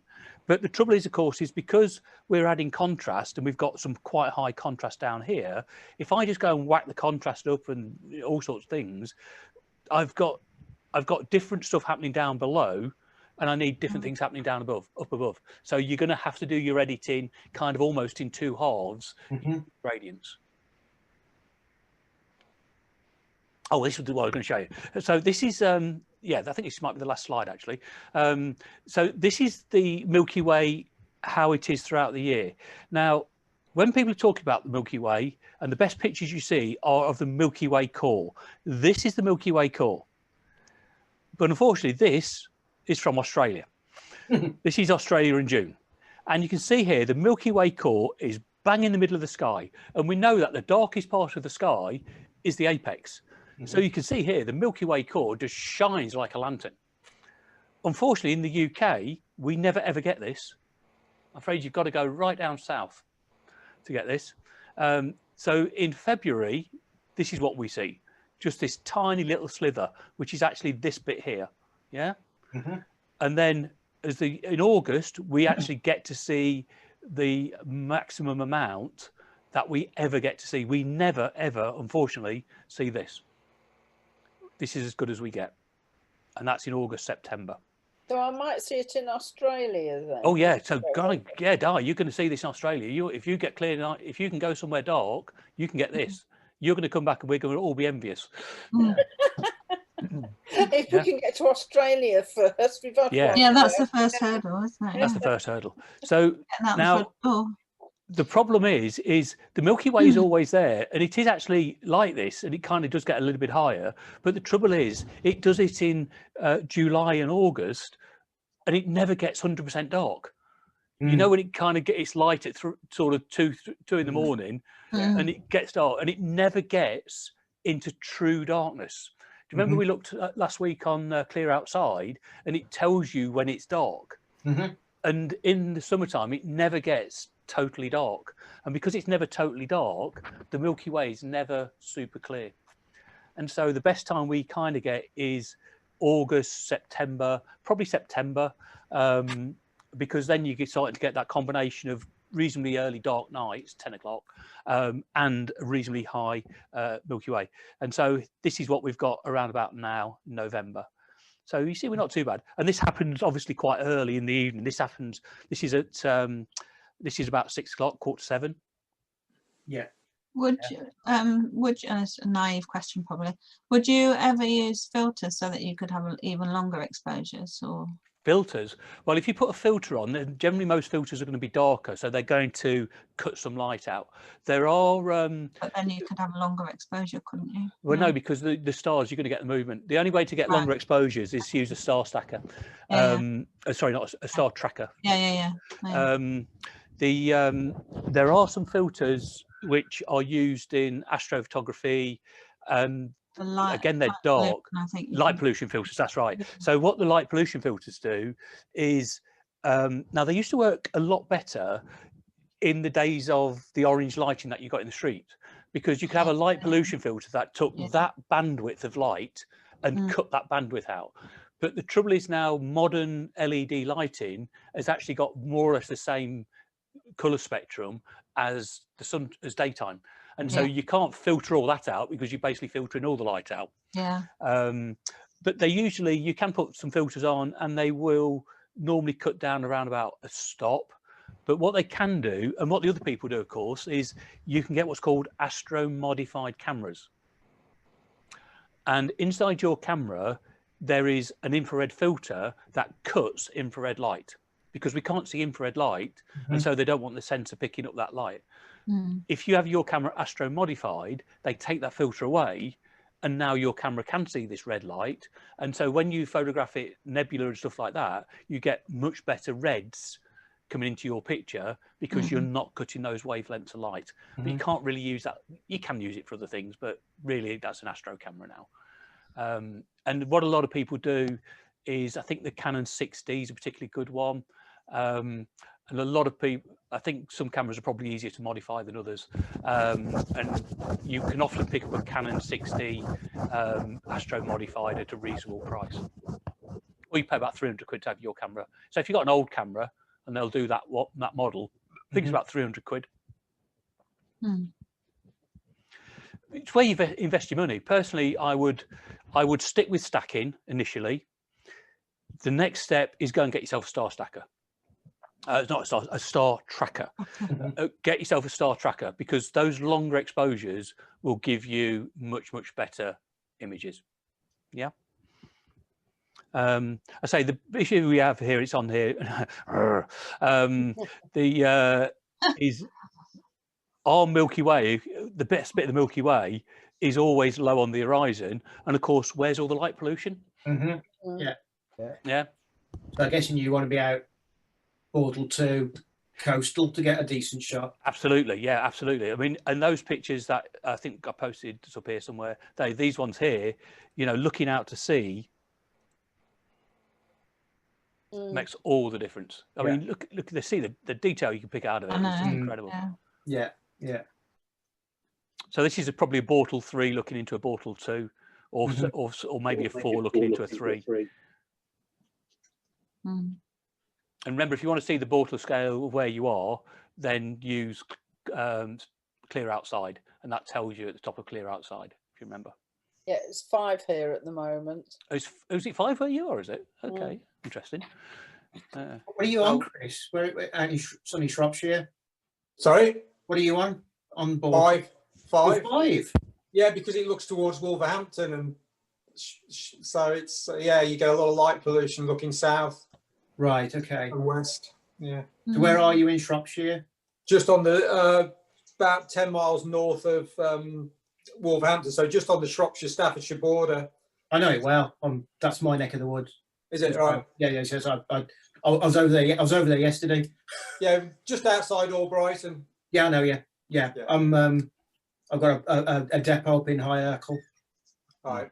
So I'm up there a lot. Yeah. So I mean, sometimes you obviously the trick is have a look at. Oh, so there's another thing. I'm not sure. I can't remember if I included this before. But there's actually, if you want to check your light pollution, light pollution map. There you go. There's a website called lightpollutionmap.org. Pollution. Okay, light pollution map. There it is. Light pollution map.org. Oh, sorry, .info, not .org. .info. And you can put your location in. So let's have a postcode then. Let's have a postcode. Oh, what's this? Advertisement. I'll tell you what, Ian, let's have your postcode. Mine, B61. B61, that'll do. Yeah. I'm not sure if that'll find it. I've got 0RB. Right, 0RB. There you go. There it is. Yeah. Okay, you are in. Yep. So, yep, you're well. Yeah, you're. That's pretty grim. Yeah, that's pretty grim. So, if we kind of zoom out, obviously, the kind of the warmer the colour, the worse it is. We're in a yellow. Yeah. So where I'm in the yellow, you can see. So you're aiming over this neck of the woods. Yeah. So for me, I would probably be going out towards Usk, which is sort of where you've got Landrid Nodwells. It's just sort of north of there, Knighton and that area. I mean, that for me, it's probably a quick hour. Yeah. Okay. In the car. I mean, if you come out, you can see if you come out this way, you start to get into the hills and stuff here. Yeah, you're getting into the hills. Yeah. But here, this is probably be a 3. This would be a Bortle 2. I mean, here, if you could get round here, you would just the Milky Way would just shine above your head. But you would just see it with the naked eye. The beauty of that is, if you go in the daytime, you can walk up one of the mountains, stop up there, take some night shots, and come back. You could kill 2 landscape and Astro on the same day. Yeah, and being careful, of course, not to kill yourself in the process. Yeah. Find your way back. Head torch. Right then, so let's have a look at editing this then, and we'll go through this picture together. So has everybody got this picture and open in Lightroom? Yep. Yeah. Okay, so we're going to drop over to the develop module. And the first thing that I notice is we have a gradient. You see, it kind of is sort of darker here at the top, and then it gets lighter to the bottom. Yeah. Now, one of the things I found really useful is the dehaze tool. Now, you're not going to go this mad with it, but if you just bring your dehaze up, it gives you a pretty good idea what's in the picture. You see? Can you see all this stuff coming out now? Yeah. Now, you don't want it anywhere near, up to 100%. But even just doing this, you can see it's very blue.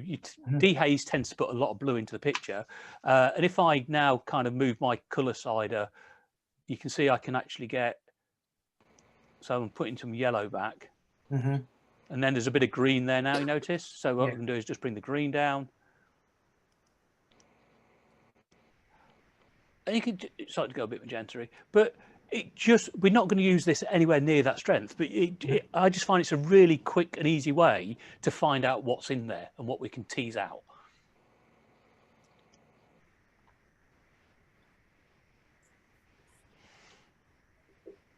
So I'm going to reset and zero it off.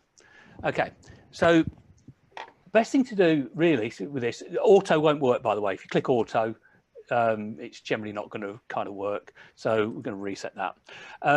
So what I suggest you do is, first of all, just have a look at it for exposure, and then just bring your exposure up and just decide. And to be honest, a lot of this, because it's going to be different every time and on every picture, all depending on the light pollution you've got, how clear it is. One of the things that we haven't discussed is what astronomers called seeing, and that is just the clearness of the night. And sometimes you get a really frosty night when it's really cold and the sky is so clear and the stars sparkle and that sort of thing. That's the night you want. I mean, unfortunately, the best nights are the coldest nights. But sometimes you get these nights and you just go, wow, it's so clear. And other nights, if there's a lot of moisture in the air, then that's just going to kind of, or humidity, and it's just going to kind of take the edge off. So every picture is going to be different. So what I would normally just do is kind of work my way through these, just bring the exposure up, look at it. Does it look better? does it look worse? If it don't make any difference, just zero it off. Double click the nodule to double zero it. Contrast, throw a bit of contrast in. Yeah, not really working, but we are adding contrast. So because I want to add contrast, what I'm going to do is I'm going to bring up the whites because they're the stars. And I'm going to bring down the shadows because you've got the darker periods there. And if I do that, there you go. Can you see it just starting to peek out? Mm-hmm. Now, of course, what you'll also notice is we're starting to really emphasize this vignette. And we're also, by increasing that contrast, we're starting to lose areas down here as well. So this is why I say quite often you're going to have to edit it with gradients. Otherwise, you know, you're fighting against yourself. So what I'm going to do is I'm going to go to the gradient tool. And I'm just going to make sure everything's zeroed off. Pull down my gradient from the top to about where the trees are. And then now again with the gradient, think what we're trying to do. We're trying to make this area here, these dark areas, the blacks, brighter. If I use the exposure slider, it's going to make everything brighter, including the stars. So all I want to do is I'm going to bring the blacks up. And you can see we're doing a really nice job there of taking out that gradient. So I'll stop there and you can all get yourself to that point.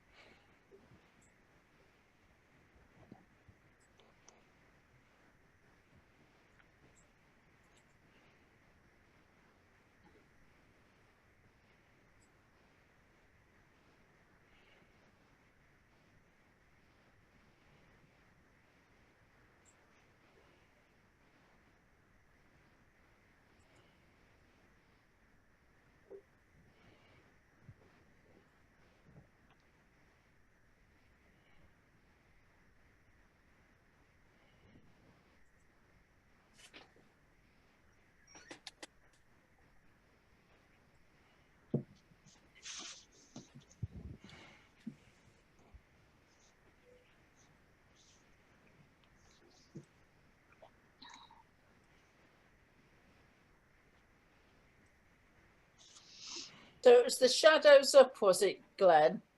So I brought the gradient. Here's the gradient die. You can see where the gradient is. It comes right the way down to the trees. So from the very top, right the way down to the trees. And I'm actually bringing the blacks up. Oh, the blacks, right. Yeah. Yeah, okay.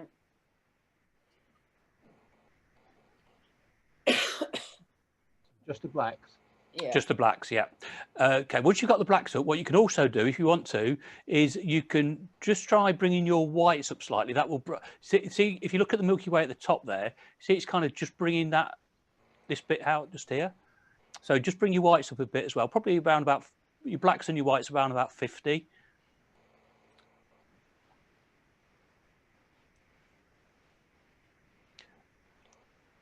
And you can also try a little bit of clarity, but what will happen if as you turn your clarity up, you will need to you'll see that you increase the contrast, because don't forget clarity is mid-tone contrast. So if you increase your clarity, it will add some sort of clarity here, but you can see it's also kind of making my vignette come back as well. Yeah.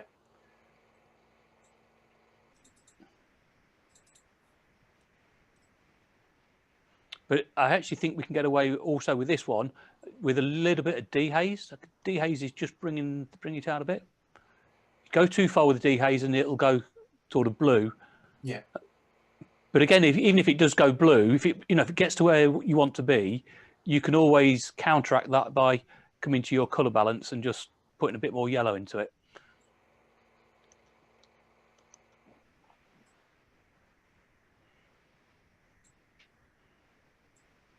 And then we can also try a little bit of saturation because the stars are different colors, and a bit of saturation should bring out the colors of the stars. And if there is any red in there, so many nebulosity, it'll hopefully bring that out as well.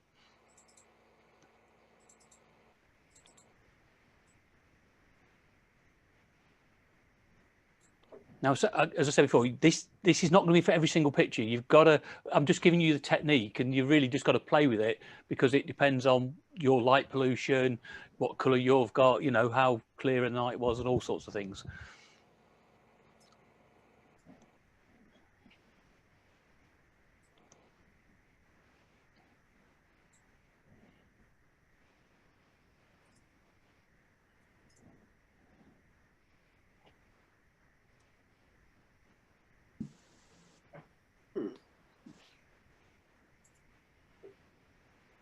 Our controls don't seem to be working.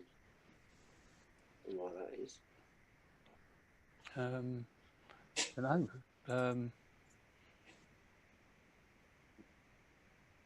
I don't know. Should do. Can't think of any reason why they wouldn't do. No, they're not. Look.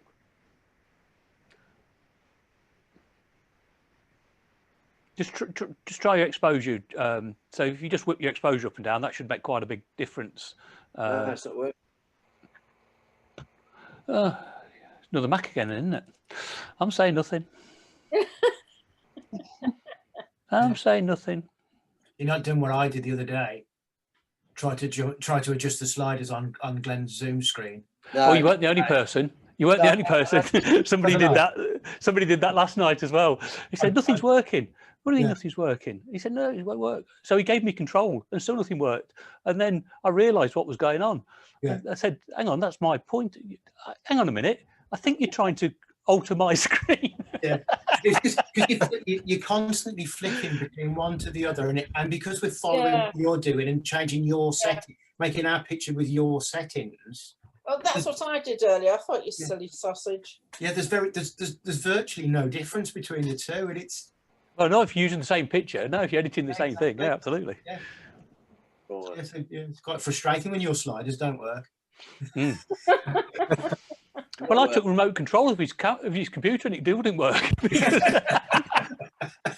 It's not working at all, none of them. Oh, that's weird. Have you got? You've definitely got a gradient on, Kev. Yeah. Have you got the word down here that says done? And if you're over the picture, can you see the gradient? Yeah. Oh, I bet you I know what's going. I think I might know where you're going wrong. Are you in this window here and not trying to adjust these settings down here under the basic tab? Make sure, so get your scrolly bar and make sure it's scrolled all the way up to the top. Hold on, it is, for some reason it's come back on now. It's bloody strange. Yeah, I'm okay now. I can't. Okay, right. Never had that before. So if you want to see before and after, so remember the backslash keys before and after. So we're starting to do the top bit of the picture. We now need to go and look after the bottom bit of the picture.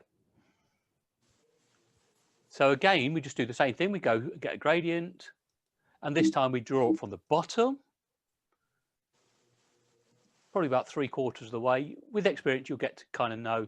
The reason I'm not going all the way to the top is because the top, if you know, the top's already got quite dark. I don't want to do anything to that as it is. So I'm going to go about 3/4 of the way up. And obviously, if you think about this one, we need to bring the highlights back and maybe bring the shadows up. Okay, so I'm going to bring the shadows up, and I want to drop the highlights down to give me that detail in the ground. And what I might do as well is just throw a little bit of saturation in there just to give me a nice. So when you've got light pollution, you've got two choices. You're either going to try and get rid of it, or you're going to embrace it. Or celebrate it, yeah.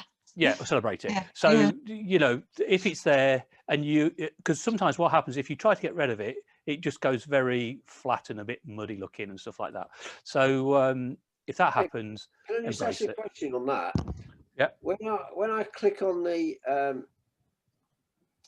gradient filter, I'm not getting the 0 all come up. Okay. So to zero everything, all you do is you see where the word effect is. You double click on the word effect.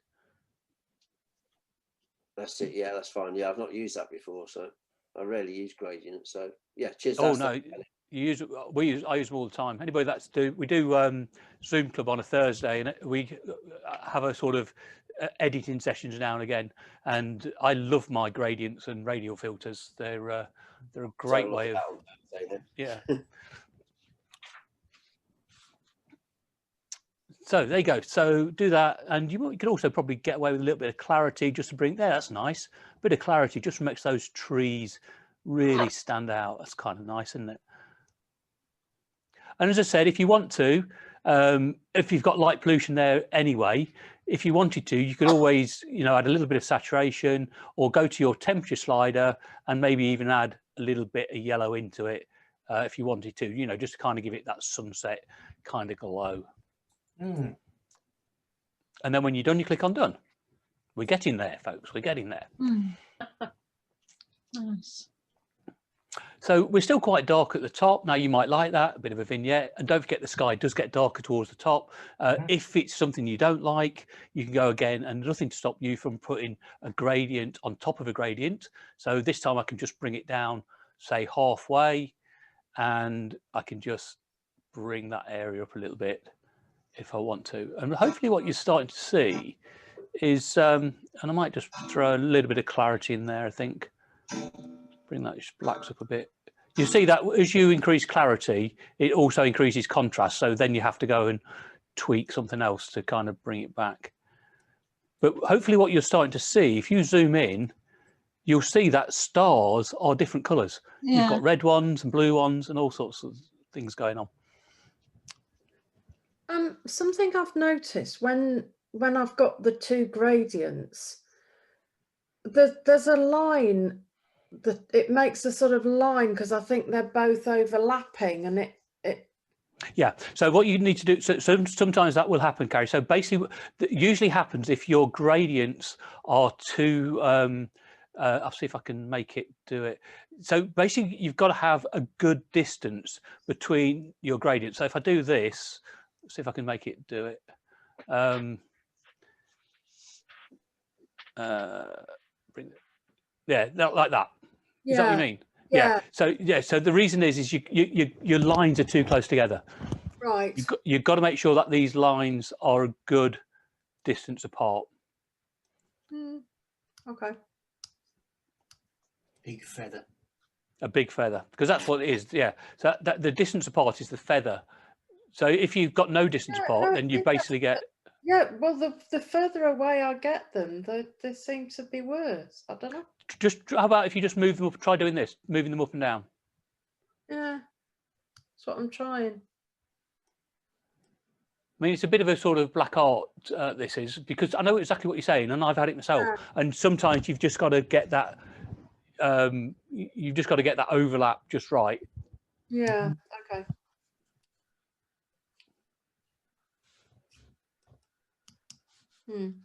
Good. Now, there's one final thing that we can try, which sometimes helps. And we don't use this very often, guys, but we're going to go over to the tone curve. Okay. And when you're in the tone curve, you want to, if you're in, the default is kind of this first one, but I don't want you to be on the first one. I want you to be on the second one, the second dot. So don't click on the squirrely line, click on the second dot. And you've got this thing, and it's basically what's called a targeted adjustment tool. And you click on this little sort of bullseye with arrows on it, click on that, and you need to go into your picture. Now, you can see here, you can see the Milky Way.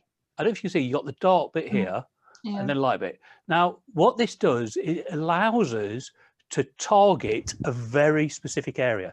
Now, in the sliders, obviously we've got blacks, shadows, highlights, whites, but this is even more refined to that. We're actually picking a particular color or particular tone, and very gently just pull down on that one, and then go to an area that's a bit brighter, around probably there, and you'll see that I get, those are too close together.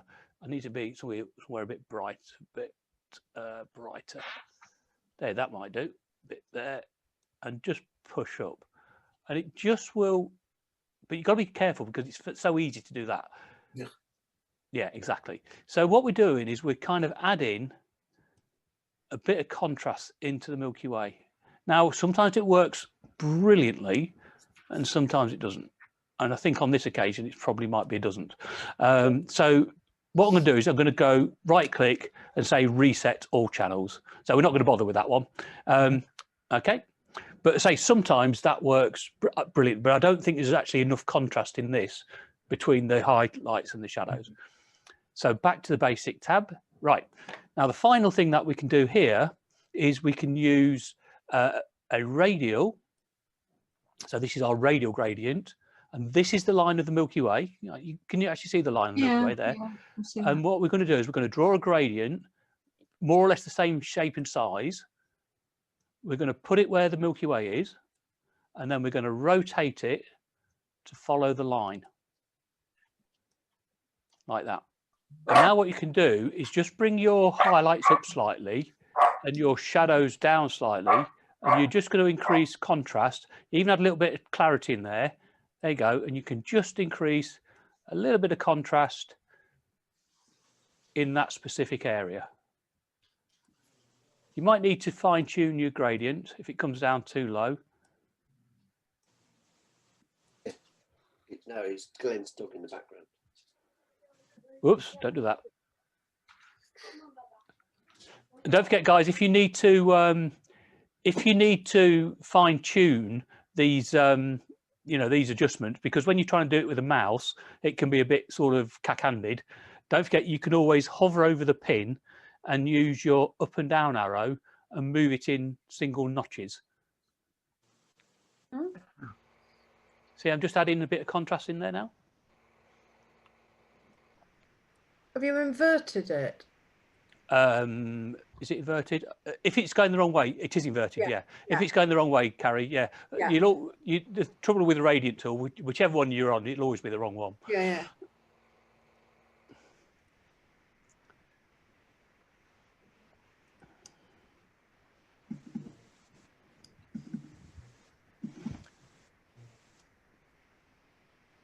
And there you go. That's probably not far off then. I mean, then you just fine tune in if you need to. Might add a bit of saturation. I mean, just then fine tune. I say, don't expect miracles from this, because we haven't got the bright core. We're kind of, if you remember that picture I showed you on here, we're basically looking at kind of this bit over here. So, you know, we're kind of looking at this bit, and you can see even here, don't forget what we did in Stellarium. Remember, guys, in Stellarium, we increased the brightness to like 4. So this was like 4 times brighter than you see it in real life. And we're looking at this tiny bit about here.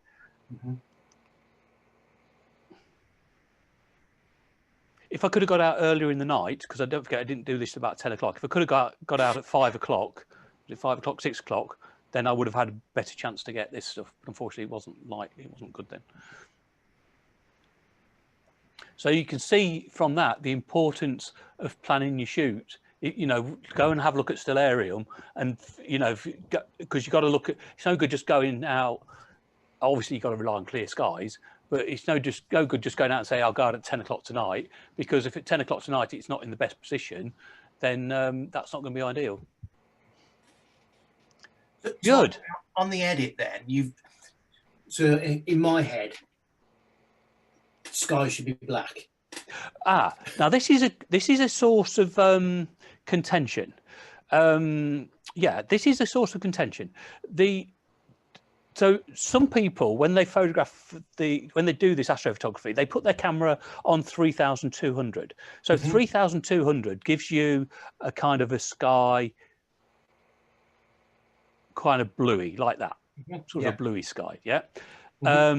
Other people, I've seen pictures where it's been quite purple. You know, not as much as that, but it's got like a purple tinge to it.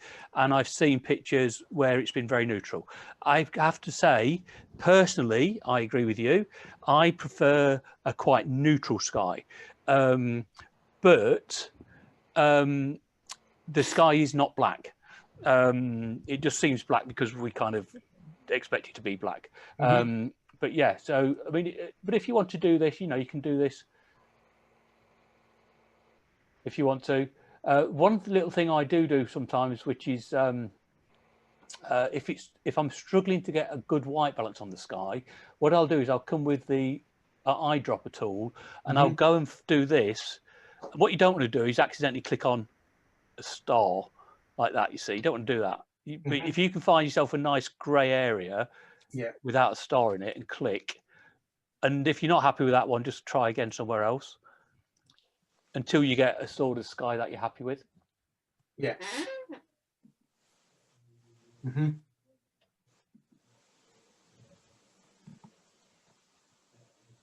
Okay. Right then, guys. So I said that in fact we probably normally do. Oh, crikey, is that a lovely time? 5 minutes. Yeah. So I just show you these pictures here. These are different edits in Sequator using all of the different settings. So these correspond. So this would be, what does AB stand for? Let's just bring up Sequator.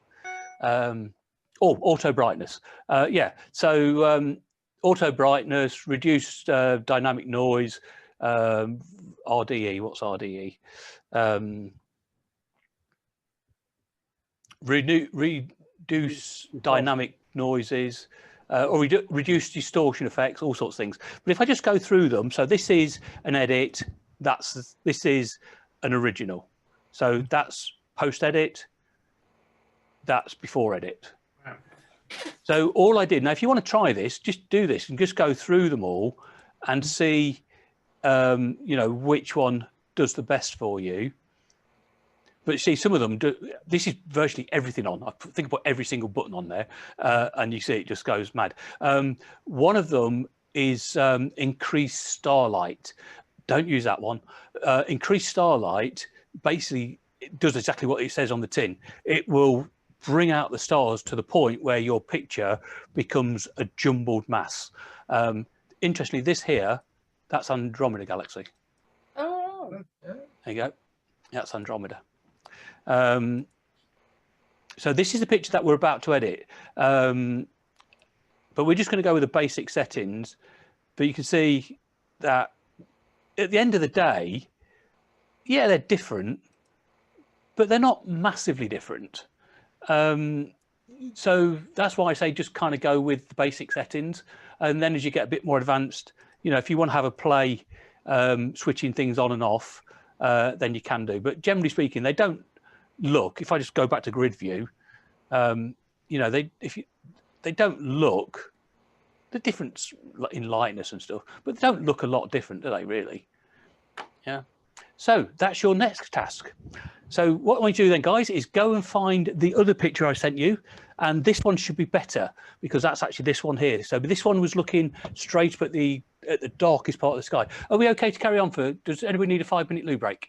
no, that's fine. Yeah, good. Just carry on. Yeah. Okay. You're a keen lot, aren't you? There you go. Okay, go and find the other 5 I sent you, and I'm here if you need me. But basically, go and see if you can edit them all by yourself with using the instructions we gave you without my intervention. If it's a Mac one, you can ask Ian. If it's a PC one, you can ask me.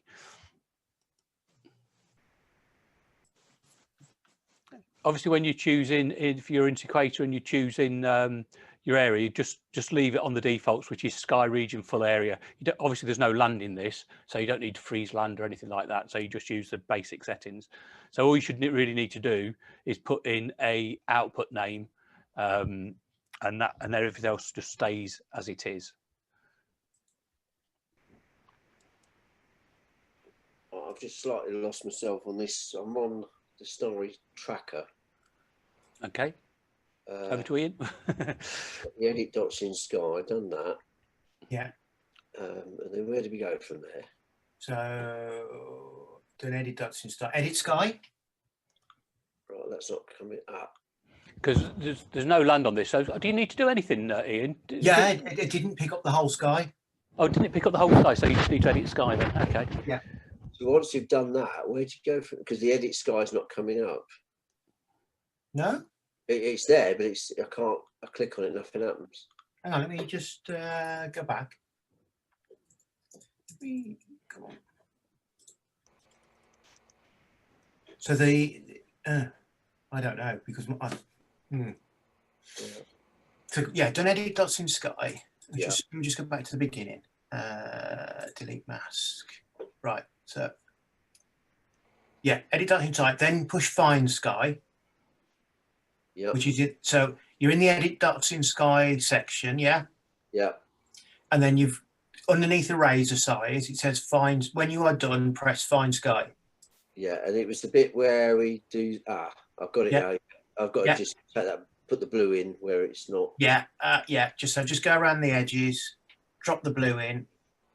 It's literally just drawing the border all the way around. Yeah. Align and composite, and you're away, ready to do your export. Brilliant. Cheers for that. No worries. Sorry, once I've done that, it's come up now and it was save current image, isn't it? That's it. Yes. Yeah. So it's a bloody nuisance, this one, because it comes up with starry landscape, stack of free trial right across the middle of it. Yes, that's the only thing with the free one. They put a the trademark all over it. Yeah, I'll sort that out. I'll get it tomorrow. It ain't cheap. That's I think it's about $39, isn't it? £39. £39. Or is it? It's actually $39 or £39, which, considering there's an exchange rate, is a little bit annoying. I mean, for what it does, I mean, it's, if you're using it, if we're going to be using it a lot. Oh, I tell you, it's a lot better than trying to do it all in Photoshop. Take it from me. Ian? How'd you save it? Yeah. Sec. I'm actually having a problem with that right this second. Yeah. Bear with me, caller. Okay. Where's it gone? Where's Starry Stacker gone? There it is. So if you go through the workflow, you should now be on save current image. Save current image. I can't see that. So if you look in the workflow in the top left hand corner. Yeah. So it goes edit dots in sky, edit sky, align. Yeah. Exclude. Yeah. Align and composite. Yeah. Then save. Save. Yeah. Where does it save it to though? So when you push save current image, your window pops up. No, there's no window that pops up. So you're not. No, it's just in grey. That's all. It's not actually popping up. So you've pushed the button, yeah? Oh yeah. Because literally, I click mine and the Explorer button, the Finder button window pops up. No.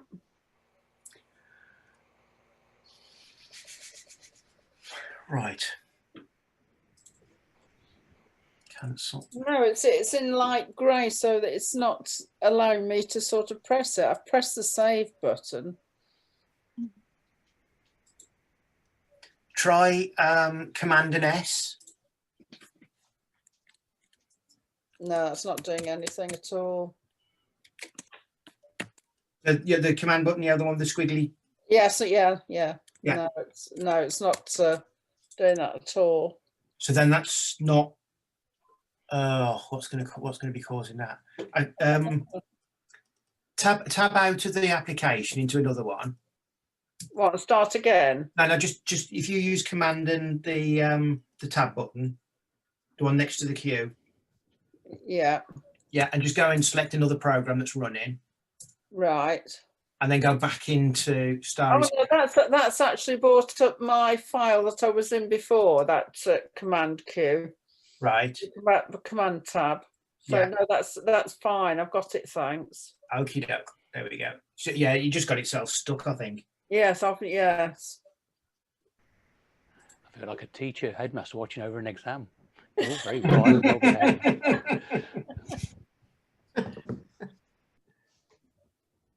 We have to hand in our papers.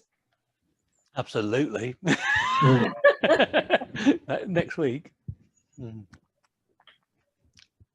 Have we got any clear days, clear nights coming up? Tomorrow. Tomorrow? Yeah, tomorrow. According to the app, yep, tomorrow. Oh, right, okay. Between 6, this neck of the woods die between 6 and 11, I think I said. Yep. Oh, right. So you want to get out as early as you can, because the earlier you get out, the Milky Way, the best part of the Milky Way will be out quite early. And you're looking southwest. Yeah. How are we doing, guys? Everybody going all right? Mm-hmm. Yeah. Good. So there's no real right or wrong answer to this, is there? No. And every single image is different. And I tell you what, you'll edit an image, you'll come back tomorrow and you'll get the same image again and just edit it again. It'll be completely different. Mm-hmm.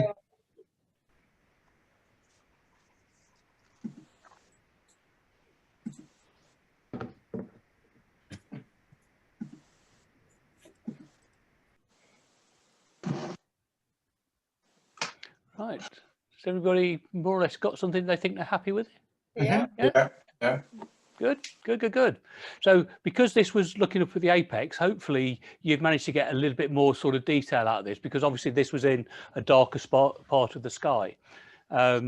And I mentioned on one of the meetings we did, literally you could just go out and either put your camera on the floor, or put it on a box so you could balance it on your camera bag if you're outside, or if you've got clear views in your garden, just put it on a table and just literally point the camera up and take 10 shots on your self timer, and you could use those pictures, something like that. Any questions then, guys? Because I think we probably get into what we'll do is hopefully, we'll get clear skies over the next couple of days. The next few days, obviously, the moon's going to start to appear. There's another nice little app that I like to use, and it's called, I can't remember if I mentioned it. It's called Phases of the Moon. Yeah. Phases of the Moon. I can't remember mention that one. And that's kind of nice because you just sweep through and it shows you very easily what the moon's doing over the next sort of few days. So, and it also tells you when the moon rises and et cetera, et cetera. So, so at the moment we're kind of around about today. It tells you the moon rise. So the moon is setting at around about 6 tomorrow. The moon sets at 6:48. So that means it's going to be well on the way down. So around about, yes. So if it sets at 6:48, there's no moon. So between 6 and 7 would probably be a good time if you can to get out, or 6 and 8 would be a good time to get out and try and get something, because the longer you leave it, that core, that brighter bit is going to start dropping below the horizon. So if you can get that bright bit, that's going to be quite neat. And then obviously, so by the time next week comes, if we look at next week, yeah, so you see by next week, we're at a 3/4 moon by next week. So if you get the chance of clear skies over the next few days, you really need to try and sort of go and get your shots.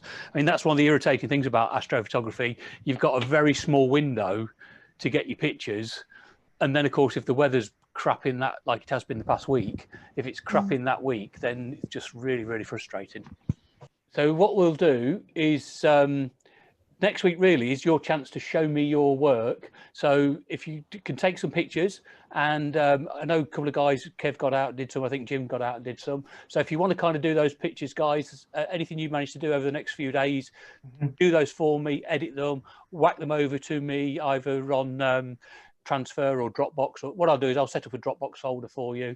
Drop your pictures in this folder, and then you can send me your sample images. And then next week is kind of clear up, look at your work, sort out any problems you've got, and answer the questions you've got. And then what we'll also do, if you want to, is we'll discuss the opportunity to go into an advanced course and see if there's enough people that want to do that. If enough people want to do the advanced course, then I'll run, because obviously they've got to write it up, and then we'll run another more advanced course and show you how to do things like deep sky stuff. Let's just whet your appetite slightly. We'll just go down to the Astro. And we can also talk about, if you want to, I mean, obviously we talked about star trails before. If you want to talk about star trails, so next week is just kind of clear up. We can talk about panoramas if you want to, and stitching those together. Yeah, that'd be good. Yeah. You mentioned about doing time lapse as well. Yeah. So if you do get the chance, and I said this last week, so if you get the chance, so let's say, let's work on principle that tomorrow is going to be brilliant. You've got yourself a good location. You've got the Milky Way there. If you've got 2 cameras, Jim, I know you've got 2 cameras. Great opportunity for you, mate. Go and get your Z6 with your 24mm on. Yeah. And it's up to you which way you do it. But go and use one of your cameras, to do your sort of general shots here and there and everywhere, but set one camera up and use it as a time-lapse camera. That's what I tend to do, because if you're going to be out there for an hour, 2 hours anyway, go and get your time-lapse camera set up first and let that run, making sure that you're not going to be getting in front of it or shining lights on it. That's what you've got to be careful about. Set it up in a position where you're not going to have torches, or stuff interrupting your picture. Let that just click away. So lock the cable release off, let it just click away for an hour, and with a bit of luck we'll have a nice time lapse out of those pictures. The great thing about doing it that on a DX, can you run that just as a single shot in time? Will it need a timer on it? If you want the time lapse, you'll need to lock it some way, but there's nothing to stop you from just doing one shot. Because I've only got one timer, one remote, and that's, if we're going to use that in the Z6. Okay, well, the one you're doing the time lapse for, so if you're just doing individual shots, what I would do is just use the built-in self timer and just let it do the 9 frames. Right. Because then all you need to do is press the button, give it a 2-second delay so that it stops any shake, 2 or 5-second delay, so there's no shake, and just let the self timer do those. And if you want to say you want to stack a few more, so you do want 18, then just press the button again. And let it take another. I mean, if you want to, you could do that 3 times and take 27. I mean, the only downside of stacking more is it's going to take longer to do it, but you should get more detail in there as well. So if you have got 2 cameras, if anybody's got 2 cameras, set one up as a time lapse. Get that one going first. Don't go faffing about here. Get that one going, because by the time you've messed around here, that hour will have gone, and then you go back to your first camera and you've got an hour's worth of time lapse. I think you've got 2 cameras, Ian. No. Okay. Well, I mean, the good thing is if you do a time lapse, obviously you can pick out 10, 20, 30 of those frames and put them together if you want to. Yeah, I sort of made a time lapse with the cloud that came over the shop last the night. I've got one single star and 9 clouds. Oddly enough, actually, time lapses are one of the things that if you have got a cloudy sky and there are sort of gaps in the cloud, the clouds coming over can look really neat. So even if you want to do a time lapse and you don't get good skies, they can still look really good, because those skies coming over can look really quite cool. Yeah. So everybody happy about your time lapse settings? How to do it? Talked about it last week. Easiest thing to do. Get your settings on there. Locking cable release, make sure that you're on motor drive. It won't work if you're on single shot. Make sure you're on motor drive, lock the cable release, and the camera will just click away until the battery runs out. So make sure you've got fully charged batteries. Ready. That's not bad, actually, So these are a couple more that we've just done. This is just what we've just done. And I say, if you fancy it, we'll look at showing you how to maybe get something along this lines. So that's the Orion Nebula. Let's go full screen for you. That's the 7 Sisters. Oh, wow. Like that. Yeah. The old grey whistle test, isn't it? Yeah, like that, isn't it? Yeah. Another one of the Orion. Oh, this here, by the way, I don't know if you can see it. Can you see this odd pattern? Yes. Yeah. That's that moire I was talking about. That's what happens if you put lens correction on. Right. Oh. So I kept that in there so you could see it. It's weird. I know what I was going to ask, Glenn. On my camera, with the star things, should I switch off the long exposure reduction thing? Yes, yes, good question. Yes, absolutely.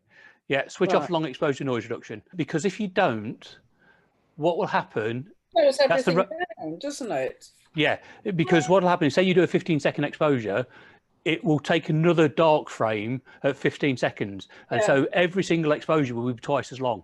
And particularly if you're trying to do star trails, that's really bad, because it means that your star trails will be have big gaps in, or if you do a time lapse, you'll get a very jumpy time lapse. Yes. So yes, switch off long exposure noise reduction. And you can leave higher ISO noise reduction on if you want, but we're going to reduce the noise anyway by sacking, so I shouldn't worry too much about that one. I don't think you'll be doing this one, guys. This is the Rosette Nebula. This is one that I told you about, where you find a star and it's 2 across, 1 up, turn left at the traffic lights, and takes ages to find that. But these are just taken with an SLR.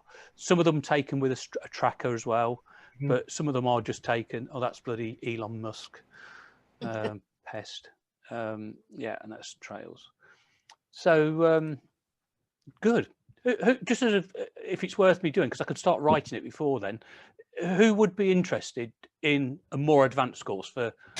Yeah. After this. Yeah. Can I have a show, Ian? Yeah, definitely. All I can see is your pad. I can't see you. You need to bring my window up again. You need to do that Alt Control Tabby thing or whatever it is. Yeah, but no, I'm still getting your computer. Yeah. You should get a window. Really? Yeah. Okay, hang on a minute. Let me stop sharing then. That's better. Yeah. There you go. You can see me now. Okay. Yeah. So okay then, fair enough. Yeah. So Jim, will you be interested? Yeah. Kev? Follow. Definitely. I have to save up for a lens. Oh yeah, sorry. Yeah.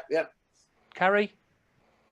Yes, I think so. I mean, my problem is I'm there's a lot of light pollution around here, and yeah, going out on my own at night, I'm not totally.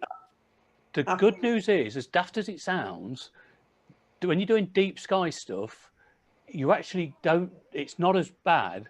A little bit of light pollution, get away with a bit of light pollution better than you can with things like the Milky Way. Okay. Daft as it sounds. Well, I give it a go. I mean, I think that's really interesting, but Yeah. And Jackie's gone off. I don't know if she's gone away. I am here, but I don't know. Yeah.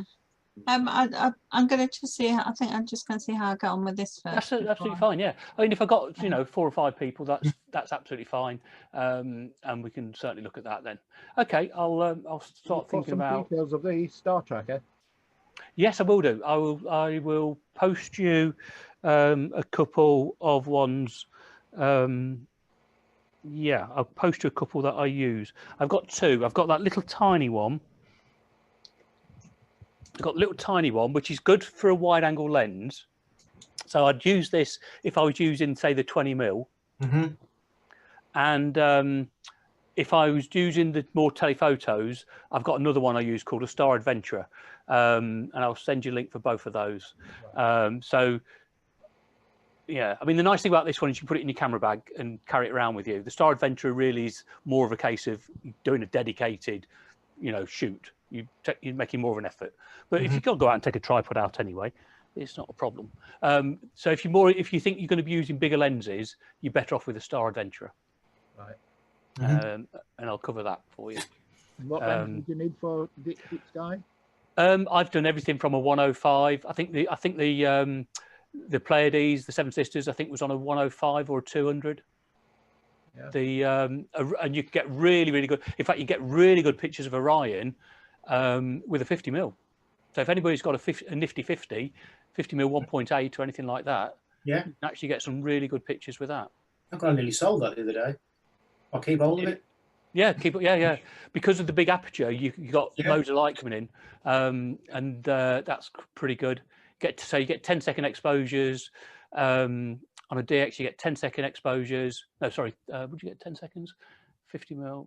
No, you probably get 7-second exposures, I think. But if you took 100 of them and then stacked them, you would get really quite a decent, quite a decent picture. So 700 seconds. If anybody does the maths, I don't know how long that is in minutes. Yeah, cool. 600 seconds be 10 minutes. 600 minutes 40 or something. Is 600 seconds 10 minutes or? Yes. Yeah. Okay, so you'd have about 15 minutes worth of exposure then. That would be pretty cool. Yeah. Okay then, guys. So Thank you very much. Thank you. see you next week. Yeah. Love to see your pictures. Send me your stuff. Say again, Kev. You'll be sending a recording of this from tonight. Yeah. So what I'll do is I'll do the recording tomorrow, and I'll put it on. I'll send you a link to it, Kev, on everybody. So I'll just put the link on the messenger group that everybody's got, and then you'll be able to go and have a look at it. It'll be tomorrow afternoon. And then, if there's any problems you got, then love to see your pictures. Send me your edits over that you've just done.